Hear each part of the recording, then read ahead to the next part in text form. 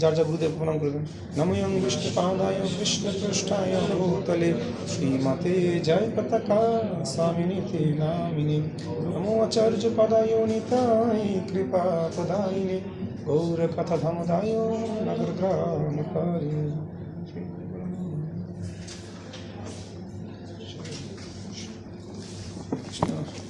সবাই কেমন আছেন? সবাই কি পালন করেছেন আজকে? ঠিক আছে। তা আমাদের গত ক্লাসটা ছিল একটু কাঠখোট্টা ক্লাস, হ্যাঁ, খুব একটু কাঠখোট্টা ক্লাস ছিল, একটু হিসাব নিকাশ ছিল। পরমাণু থেকে কালের গণনা আমরা গত ক্লাসে, তবে দুর্ভাগ্যের বিষয় আমরা আমাদের হ্যাঁ অনেক গত ক্লাসে অনেক ভক্তকে পাইনি, আজকে নতুন মুখ দেখতে পাচ্ছি আমাদের। গত ক্লাসে ছিল না, ব্যস্ত ছিলেন প্রভু। হরে কৃষ্ণ। তো পরমাণু থেকে কালের গণনা এই অধ্যায়টার একটু মানে জিস্ট কে বলতে পারবেন? কে বলতে চান? হ্যাঁ বলেন প্রভু। প্রভু খুব বিস্তারিত বলতে পারছি না হিসাবগুলো, তবে যদি কুইক সামারি বলি, সেটা হচ্ছে প্রথমে মৈত্র ঋষি শুরু করেছিল হচ্ছে কালের গণনা নিয়ে, পরমাণু থেকে সেটা গণনা শুরু হয়। তারপর হচ্ছে প্রশাসনের বিভিন্ন আরো বিস্তারিত ব্যাখ্যা করেছি।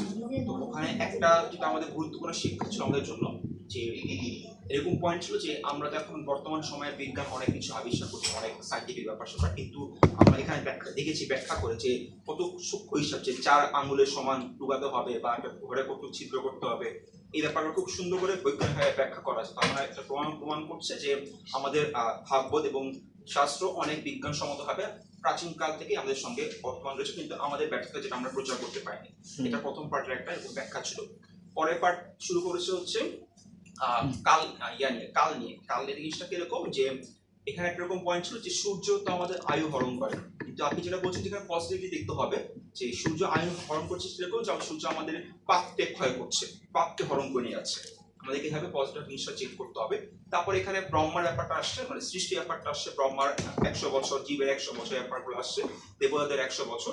তখন নিশ্চয়ই হবে আসছে রিলেটিভ, যে এটা হচ্ছে আমাদের 100 বছর, ভগবান 100, মানে ব্রহ্মার 100 বছর, কিন্তু তুলনা করলে এরকম বড় মনে হয়, কিন্তু তার জন্য 100 বছরটাই তার জন্য 100 বছরই তার মধ্যে হচ্ছে। আর এখানে ব্রহ্মার সঙ্গে সঙ্গে আরেকটা জিনিস এখানে, মানে এখানে আমাদের প্রত্যেকের উপলব্ধিটা কিন্তু সেম। আমারও যেরকম দেবদেবতারা কিন্তু তার জীবন স্পেনের উপলব্ধিটা কিন্তু সেম, আমার তুলনায় তারটা কি অনেক বড়, তার কাছে সেম মনে হচ্ছে। সেটা এবং সেখানে প্রলয় নিয়ে কথাবার্তা বলা হয়েছে, যে ব্রহ্মার দিনের শেষে প্রলয় হয়, তারপর 100 বছর পর প্রলয় হয়। দিন শেষে প্রলয় হচ্ছে উপরে 3 লোক বাদে নিচে সবগুলো আগুনে জ্বলে যায়, তখন নিচে মহর্ষিরা উপরের লোকে চলে যায়। এবং ব্রহ্মার জীবনের শেষে 100 বছর পর যখন প্রলয় হয়, তখন সব ধ্বংস হয়ে যায়, সবকিছু শেষ নাগে অগ্নি, সবকিছু ভগবান বিষ্ণুর মধ্যে সবকিছু আবার লীন হয়। বিষ্ণু নিঃশ্বাসে সমস্ত ব্রহ্মাণ্ড তার লোমকূপে কি করে প্রবেশ করে, এবং অব্যক্ত রূপে, অপ্রকাশিত রূপে। রাইট। এই এখানে একরকম আলোচনা ছিল। আর এরপর একটা আলোচনা ছিল হচ্ছে আমাদের পৃথিবীর আবরণ বা এই ব্রহ্মাণ্ড সৃষ্টি একটা কারণে আবরণ, এইগুলো নিয়ে একটা আলোচনা হয়েছে। আর সব শেষে মৈত্র ঋষি বলেছেন যে সবকিছু আসলে পরমেশ্বর ভগবানেরই সৃষ্টি। এখানে ভগবানকে ক্রেডিট দেওয়া হয়েছে, যে একটা কিছু যখন আছে তো অবশ্যই ভগবান বলে কিছুটা আছে, কারণ সূক্ষ্ম বিষয় মানে শেষ লোকটাতে। অনেক ধন্যবাদ প্রভু, খুব সুন্দরভাবে মোটামুটি একটা জিস্ট বলেছেন। আর কেউ এর সাথে অ্যাড করতে চান কোনো কিছু, কোনো বিষয়? মানে আমরা গত অধ্যায়টার একটু সামারি দেখতে চাচ্ছিলাম, কারণ এবং আরও কিছু প্রশ্ন এখানে আছে, যে আমরা আসলে মানে একটা প্রশ্ন ছিল গত ক্লাসে, যে আমরা কেন আসলে এই পরমাণু নিয়ে কালের বিষয়গুলো এই ভক্তির সাথে কি রিলেটেড, এই বিষয়ে একটু আলোচনা করা হয়েছিল, যেটা স্কিপিং হয়ে গেছে। তো আসলে কেন আসলে এইগুলো আমাদের জানতে হবে, জানার কি আদৌ প্রয়োজন আছে কিনা এই অধ্যায়গুলো, এটার বিষয়টা আর কেউ বলতে চান, এই বিষয়গুলো অ্যাড করতে চান? হ্যাঁ বলেন। আচ্ছা প্রশ্নটা পড়ে নিচ্ছি একটু, মানে আচ্ছা আমরা নিয়ে নিই। হ্যাঁ আর কেউ? তো আপনি তো গত ক্লাস ছিলেন না, আপনাকে মিস করেছি, সঙ্গ খুব মিস করেছি গত ক্লাস। আপনি বলছেন আমি ক্লাসে পেয়েছিলাম যে ভক্তির জন্য কেন এটা রিলেটেড, আমাদের কেন জানতে হবে। সেটা এমন হয় যে আমরা যখনই এই সম্বন্ধে জানবো, তখন আমার এটার প্রতি অনীহা আসবে, এবং আমার যে মূল যে উদ্দেশ্য এটা আমার ঠিক থাকবে, যে আমি দেহনে আমি আত্মা, আমার উদ্দেশ্য হচ্ছে সে ভগবানের সাথে যুক্ত হওয়া। যেমন একটা উদাহরণ শুনেছিলাম, যে উদাহরণটা এরকম হতে পারে যদি আমরা কোনো একটা পুরি দেখি, পুরিটাকে আমার খেতে মন চাবে। যখন আমি জানবো যে এটি আলাদা আলাদা একটা বস্তু, এটা ময়দা চিনি, তখন এটা আমার অনীহা আসবে। যে এইভাবে আমরা মনে করেন, যখন আমরা এই হ্যাঁ, জিনিসগুলো জানবো, আমি একটুখানি অ্যাড করি। মনে করেন আপনি একটা বস্তু আছে, বস্তুটা কি বিষ না অমৃত আপনি জানেন না। তো যদি বিষ আপনি না জানেন, এটা কি করবেন? আপনি গ্রহণ করতে চাইবেন না? গ্রহণ করার ইচ্ছা থাকবে কিনা আপনার? যদি আপনি যতক্ষণ পর্যন্ত না জানেন যেটা বিষ, আপনার তো মধ্যে তো একটা আকাঙ্ক্ষা থাকবে যে না, আমি এটা গ্রহণ করতে পারি। তো আপনার জানতে হবে তো এটা বিষ। তো এই জগৎ, এই যে মানে শুধু তো পৃথিবী না, না, পুরো ব্রহ্মাণ্ড সৃষ্টি, এটাও যে ধ্বংস হবে, এটাও যে কালের প্রভাবে কিভাবে কাজ করতে, যদি আমি এটা ভালোভাবে না বুঝতে পারি, বা না, কেউ না কেউ হয়তো আমার সেই জ্ঞানটা নাই, কিন্তু কেউ না কেউ তো আস্তে আস্তে কি তার উচ্চত জ্ঞান থেকে জানার চেষ্টা করতে চাইবে। তো তখন যদি সে না দেখে যে এটা কীভাবে কাজ করতেছে, কীভাবে ধ্বংস হচ্ছে, তাহলে সে কীভাবে ভগবানকে কি, এর জন্য তো ব্যাসদেব আমরা দেখতে পাই যে মায়াদেবী সহ কি ভগবানকে দর্শন করেছিলেন। কেন? কারণ সে তো মায়ার বিরুদ্ধে কথা লিখবে। তো যদি মায়াকেই না চিনে তাহলে লিখবে কীভাবে? ভগবান তাকে তার রূপ দর্শন করেছিলেন তো মায়াদেবী সহ, কারণ সে মায়াকে না চিনলে কিভাবে সে। এখানে দেখবেন এই ভাগবত কিন্তু অনেক জায়গায় অনেক কি বলে নারী বৈশিষ্ট্যের সম্মুখীন কিন্তু অনেক কি লীলা কিন্তু আমরা দেখতে পাই। এর কারণটা কি? কারণ এটা যে কতটা ভয়ঙ্কর হতে পারে সেটাও কি আমরা আমরা তো দেখতে পাই যে যজাতি উনি কি করেছিল, তার পুত্রের কাছ থেকে কি করেছিল, যৌবন মানে চেয়ে নিয়েছিল। তাহলে এইগুলো শোনার, এগুলো পড়ার উদ্দেশ্য কি? আমরা যেন বুঝতে পারি যে এই জগতের এই যে এই যে যৌন যে বাসনা, এটা কতটা ভয়ঙ্কর আমাদের জন্য, এই বাসনা কত তীব্র হতে পারে। আমরা সামনে আরো আসবো, আজকের অধ্যায়ে এটা আছে। আরো একটা বিষয় জানা যায় যে এত সূক্ষ্ম থেকে বৃহৎ মানে যে আলোচনা আর কোথাও নেই, পৃথিবীর কোনো শাস্ত্রে নাই। হ্যাঁ, এটা একটা আমাদের দারুণ একটা বিষয় বলেছেন যে মানুষের মধ্যে পৃথিবীর কোনো শাস্ত্রে এত ডিটেলস, এত নিখুঁত ভাবে সম্ভব, এটা কোনোভাবেই সম্ভব না, এত নিখুঁত ভাবে এই এরকম বর্ণনা পাওয়া, যেটা একমাত্র এই ভাগবতমে আমরা দেখতে পাই সৃষ্টিকর্তা সম্পর্কে। এবং আরেকটা বিষয় এখানে খুব গুরুত্বপূর্ণ, দেখবেন যে পরমাণু থেকে যে কালের বর্ণনা করা হচ্ছে, প্রত্যেকটা ক্ষেত্রে কিন্তু তার যে নিজস্বতা কিন্তু একদম ক্ষুদ্রভাবে কি স্বতন্ত্রতা কিন্তু বিদ্যমান। একটা পরমাণুতে যেমন তার স্বতন্ত্রতা আছে, আবার কি একটা ব্রহ্মাণ্ড সে একই স্বতন্ত্রতা। আমরা ওই ঈশাবাসনীতে একটা শ্লোক করেছিলাম না, প্রথম শ্লোকটা, ওম পূর্ণমদম পূর্ণমিদম পূর্ণাৎ পূর্ণোদচ্যতে। হ্যাঁ, এই যে বিষয়টা সমস্ত যে পূর্ণ, এটা কি এখানে স্পষ্ট আমরা প্রত্যেকটা ক্ষেত্রে কিন্তু প্রত্যেকটা স্তরে কি আমরা এটা দেখতে পাই। একটা ক্ষুদ্র জীব যেরকম সে যেরকম অনুভূতি করছে, এবং সে পুরো, যদিও তার তুলনায় আমার হয়তো জীবন স্পেনটা বেশি, কিন্তু অনুভূতিটা কিন্তু কি সব জায়গায় কিন্তু কি একই রকম অনুভূতি, একই রকম টাইম স্পেন, মানে তার যে অনুভবটা, যদিও কালের প্রভাবে কি একটা কি এক এক রকম। তো বলা হচ্ছে এগুলো যেহেতু তুমি গীতা বই স্পষ্টভাবে বলছে যে পিপিলিকা থেকে ব্রহ্মাণ্ড সব জায়গায় কি তোমাকে ঘূর্ণ, তোমাকে আবার কি চক্রে আবর্তিত হতে হবে। সুতরাং এইগুলো কি তুমি আজকে হয়তো ভাবতেছো তুমি হয়তো দেবতা হয়ে আর বেশি সুখ ভোগ করবা, কিন্তু তোমার অনুভূতিটা কিন্তু সেম। তো লাভ নেই, তোমাকে মুক্ত হয়ে কি করতে হবে ভগবত ধামে, যেখানে কোনো কালই থাকবে না, নিত্যকাল তুমি কি আনন্দ উপভোগ করবা সেবার মাধ্যমে, ব্যাস শেষ। তো এইটা উদ্দেশ্য হচ্ছে কি আলটিমেটলি আমাদেরকে সেই দাসত্ব ভাব, সেই সেবা ভাবের যে আনন্দটাকে উপলব্ধি করানোর জন্য কি এগুলো কি প্রয়োজনীয়তা 100% কি, যে অন্ধকার না থাকলে কি আলোর গুরুত্বকে আমরা বুঝতে পারি না, ঠিক তদ্রূপ এগুলো না জানলেও কি আমরা চিন্ময়ত্বের স্বাদের কি আনন্দ সেটাকে আমরা উপলব্ধি করতে পারবো না। আর কোন প্রশ্ন ছিল হচ্ছে দেখেন তাৎপর্য লেখা আছে বিষ্ণু পুরাণে কত নম্বর শ্লোক? 24 আচ্ছা 24 নম্বর মানে লেখা আছে যে একজন মনুর আয়ু হচ্ছে 71 চতুর্যুগ। হ্যাঁ, আচ্ছা একটা চতুর্যুগ একটা ত্রিভুজ না? হ্যাঁ। আচ্ছা পরবর্তী লাইনে দেখেন প্রত্যেক মনুর আয়ু হচ্ছে এত দিব্যযুগ, মানে 71 চতুর্যুগ, 8,52,000 দিব্যযুগ। আচ্ছা এই দুইটার মধ্যে ডিফারেন্স কি? আচ্ছা, ক্লিয়ার বুঝতে পারতেছি না। প্রত্যেক মনুর 71 চতুর্যুগের কিছু বেশি সময় তিনি অতিবাহিত করেন, এবং একজন ব্রহ্মার জীবনের অবসানে মোট 14 জন মনু কি আসে, আমরা এটা জেনেছি। এবং এখানে বলছে বিষ্ণু পুরাণে বর্ণনা করছে একজন মনুর আয়ু 71 চতুর্যুগ, প্রত্যেক মনুর আয়ু এত হাজার দিব্য যুগ, যা মানুষের গণনা এত হাজার বছর। আচ্ছা, এই দিব্যযুগটা কি?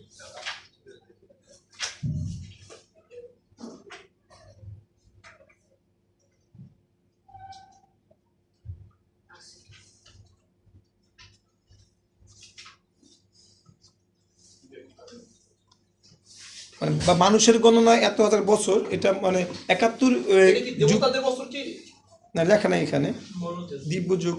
এই জন্য আসলে এটা কি এখানে কি আছে? আচ্ছা, এই বিষয়টা আমি খেয়াল করিনি, দেখতে হবে। বিষয়টা হচ্ছে এরকম 71 চতুর্যুগ বলতে তো আমরা বুঝি কি 4টা যুগ মিলে একটা চতুর্যুগ, আর তো একটা মানে এই সীমারেখা আছে। যদি আমরা মানুষ হিসাব করি যে এক কলি যুগে কতটুকু হয়, 4,32,000, এইভাবে 4টা চতুর্যুগই হয়। কোথায়? হ্যাঁ, এটা তো এসে বলছি, ওইভাবে গণনা করে কি 71 যদি গণনা করে এটা আমরা পেয়েছি আর কি, ওই পরেরটা। কিন্তু এর আগে লেখা আছে এত চতুর্দিক, মানে এটা দেবতাদের হতে পারে, যেটা দেবতাদের কি আমাদের 12 বছর 1000 বছরের সমান মানে এবং আমাদের কি 6 মাসে, তাদের কি ওই হিসাব করে এটা হতে পারে। হ্যাঁ, দিব্য চতুর্যুগ মানে এখানে এখানে হয়তো দেবতাদের বোঝানো হচ্ছে আর কি।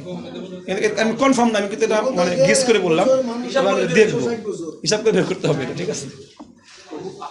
হ্যাঁ, কোশ্চেন ছিল এই এই যে অধ্যায়গুলো, এগুলো আর অনেক অধ্যায় আছে এখানে এরকম হিসাব আছে যে যুগ কাল, এগুলো কোনো গ্রন্থ আছে যেগুলো হচ্ছে আপনার স্পেসিফিক আছে কিনা একদম ব্যাখ্যা করে লাইন লিঙ্ক করে করে করে এরকম ব্যাখ্যা করা? আমি পুরোপুরি দেখিনি, তবে এমন একটা বই আছে আমাদের মূর্তিমান মাধবপ্রভু, নাম শুনছেন নিশ্চয়ই, চট্টগ্রামের ব্রহ্মচারী, খুব চমৎকার, মানে উনি একটা বই লিখেছে বেদের কি জানি বেদের স্বরূপে একটা বই আছে, ওখানে হ্যাঁ পাওয়া যায়, এখানে কিন্তু সম্ভব থাকতে পারে এখানে, আমি পুরোপুরি দেখি নাই।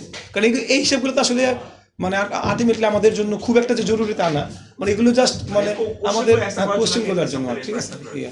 আর এগুলো মনে রাখাটাও কঠিন। এই আমাদের মূল থিম হচ্ছে দেখুন আলটিমেটলি ঘুরে ফিরে কি করা, ভক্তিযোগে যুক্ত হওয়ার জন্য, মানে মনটাকে যেন ভগবানের চরণে আমরা স্থির করতে পারি, তার জন্য আগে পিছে কি জ্ঞান বৈরাগ্য দ্বারা কি আমাদেরকে কি রাখে, সুরক্ষা।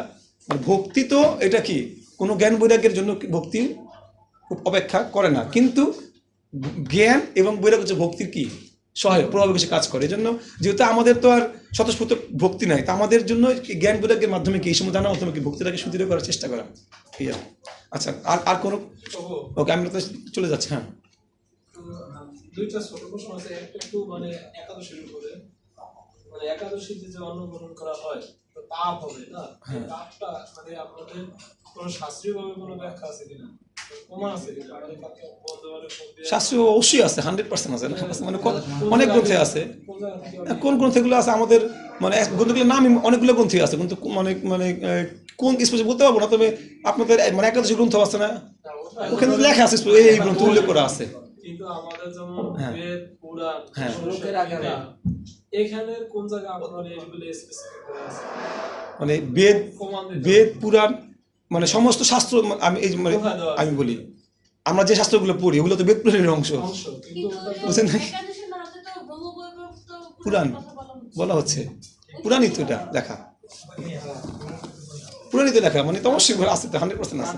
বিভিন্ন যুগের যে আয়ু আমরা জানি, বিভিন্ন যুগের আয়ু, সপ্তম যুগে 1 লক্ষ বছর আয়ু ছিল, এটা আমি সরাসরি কোনো রেফারেন্স করতে পারি না। কোন গ্রন্থ থেকে দেবেন?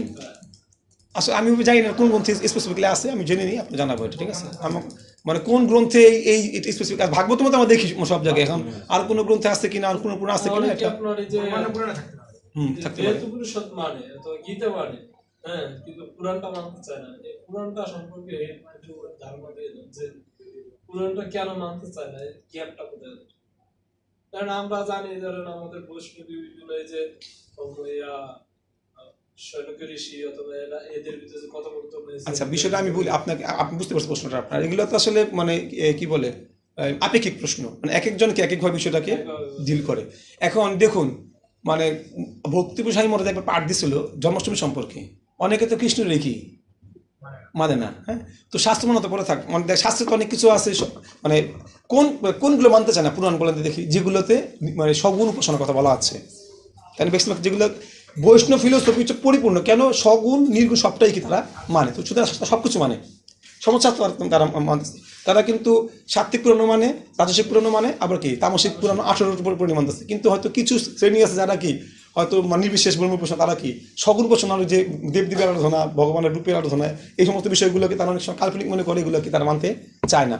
তো ভক্তিপ্রিয় স্বামী মহারাজ তার পাঠে বলছিল যে ভগবানকে না মানার কি 101টা কারণ আছে, 1000টা কারণ আছে, কিন্তু মানার কি একটাই কারণ, এটা কি ভক্তি।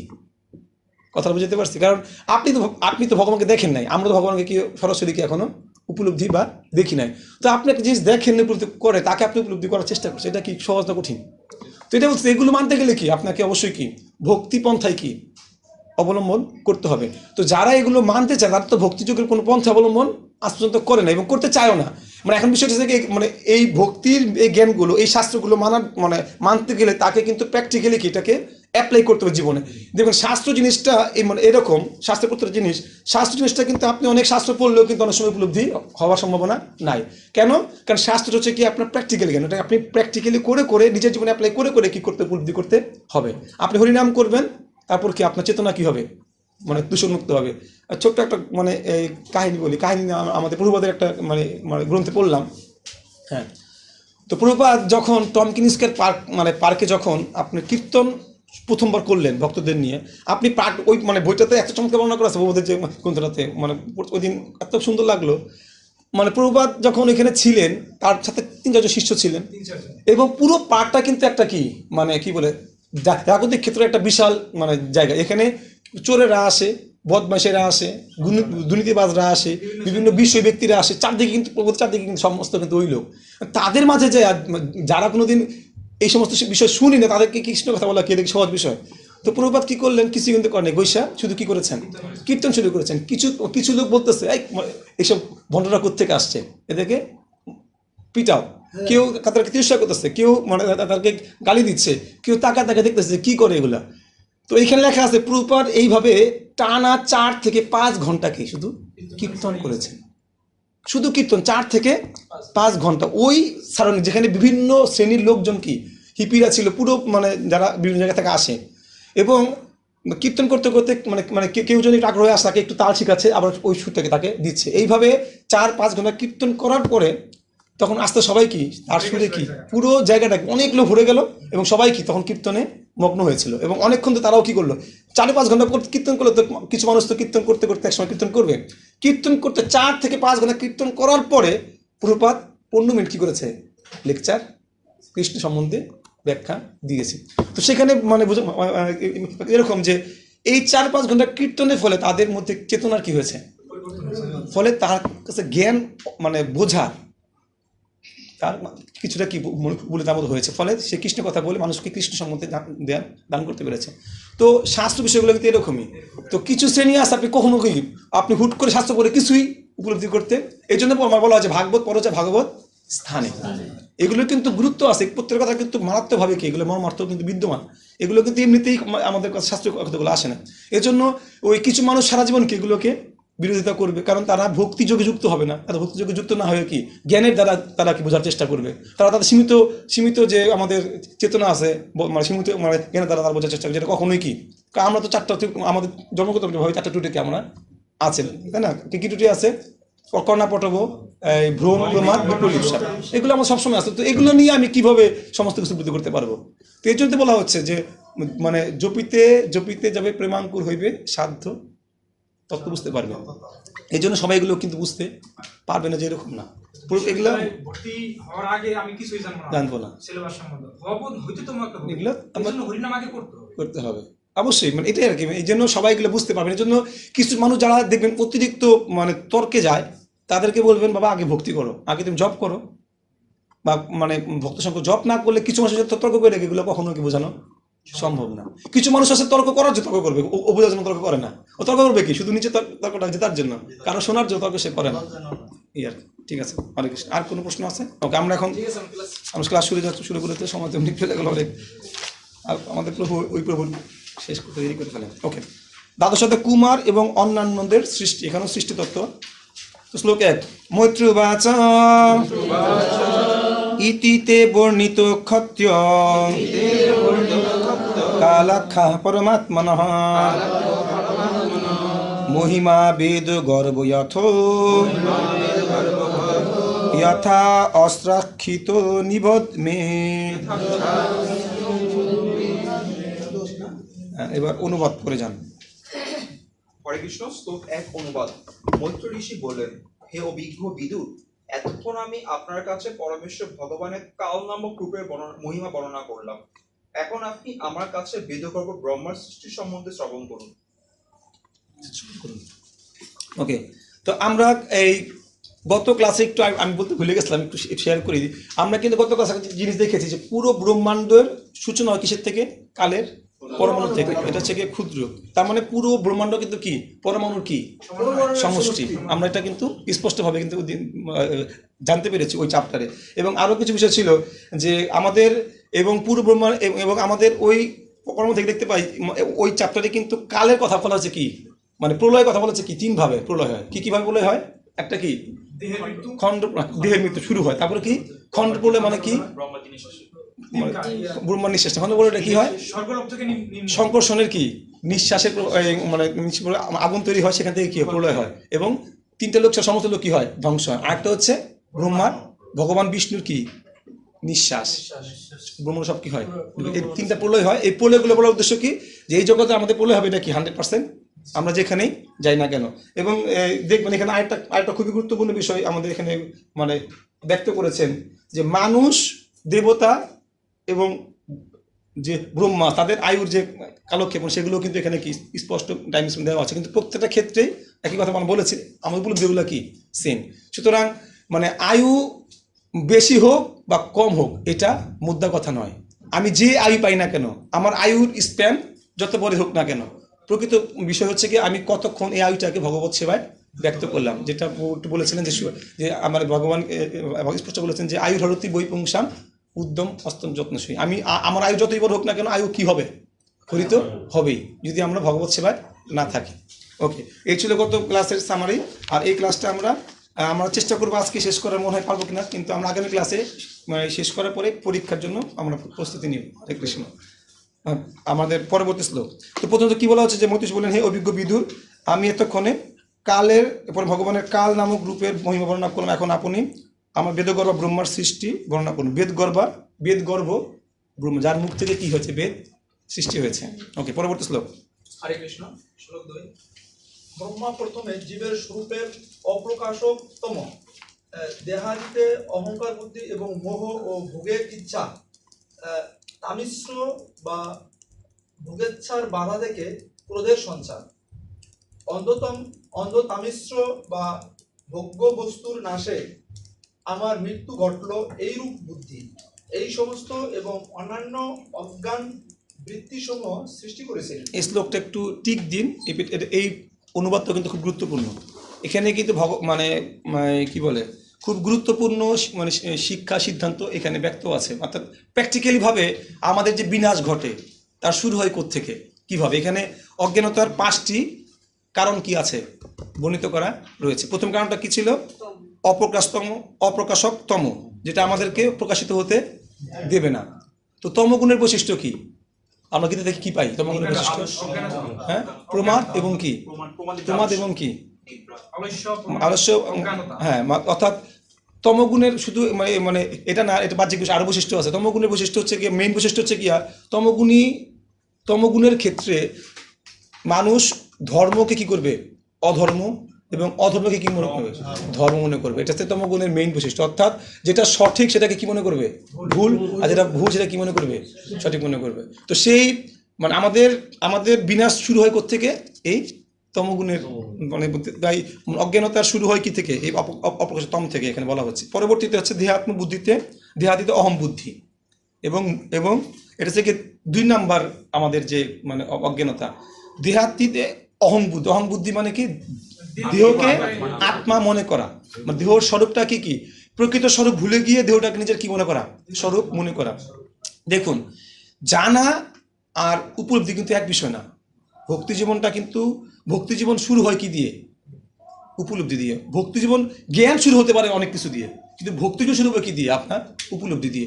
কারণ আমাদের অনেক বিদজ্ঞ আছে, তাদের গীতা মুখস্থ আছেন, আমাদের বাংলাদেশে আছে গীতা সংঘ, বা অনেক নাম বলা উচিত না, অনেক সংঘ যারা কি গীতা হয়তো মুখস্থ পারে, মানে কি জ্ঞান আছে, কিন্তু কি নাইটা কি? উপলব্ধি। তারা হয়তো এটাও জানে যে দেহাত্ম বুদ্ধি আছে, এটাও জানে যে ভক্তি আছে, কিন্তু কোনো কি নাই? উপলব্ধি নাই।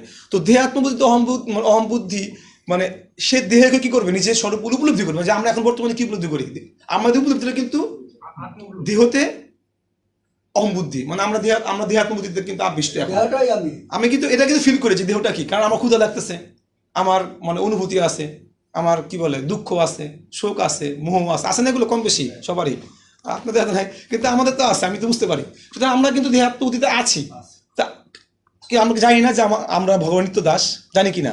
তোমরা জানি, কিন্তু এখনো কিন্তু কি উপলব্ধি, তার মানে এখনো কিন্তু সেই স্তরে কিন্তু আমি পৌঁছাইতে পারি না যে স্তরে আমি উপলব্ধি করতে পারবো। জানবো না, শুধু কি করবো, উপলব্ধি করবো যে আমি কি ভগবানের নিত্য দাস। তো এই জন্য মানে দেখুন এখানে স্পষ্ট বলা আছে, এটা হচ্ছে কি। তো সুতরাং যতক্ষণ পর্যন্ত আমাদের মধ্যে ধ্যাত্ম বুদ্ধি থাকবে, তার মানে আমরা কিন্তু অজ্ঞানতা স্তরে আছি।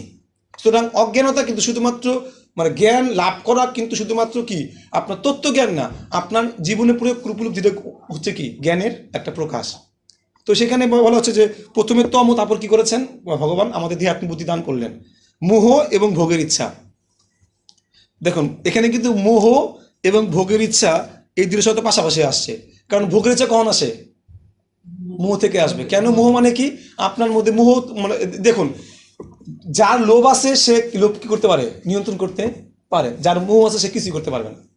কারণ আপনি জানেন আপনার লোভ আছে, আপনি কি করবেন? চেষ্টা করে যে আমি আমার এটা লোভ আছে, একটু ভগবান কৃপা করলে লোভটা যেন আমার দূর হয়, আপনি প্রার্থনা করে যাইতে পারবেন। কিন্তু মোহ মানে কি? মোহ মানে কি বলেন তো দেখি? প্রবল আকর্ষণ। প্রবল আকর্ষণ, এটা তো লোভের মধ্যে পড়ছে। মোহ মানে কি? আমরা মোহ মানে কি বুঝি? আমি আলোচনা করেছিলাম না, মানে মোহ শব্দের অর্থ কিন্তু আরেকটু গভীর। হ্যাঁ, আমি একটু আগে বলেছি।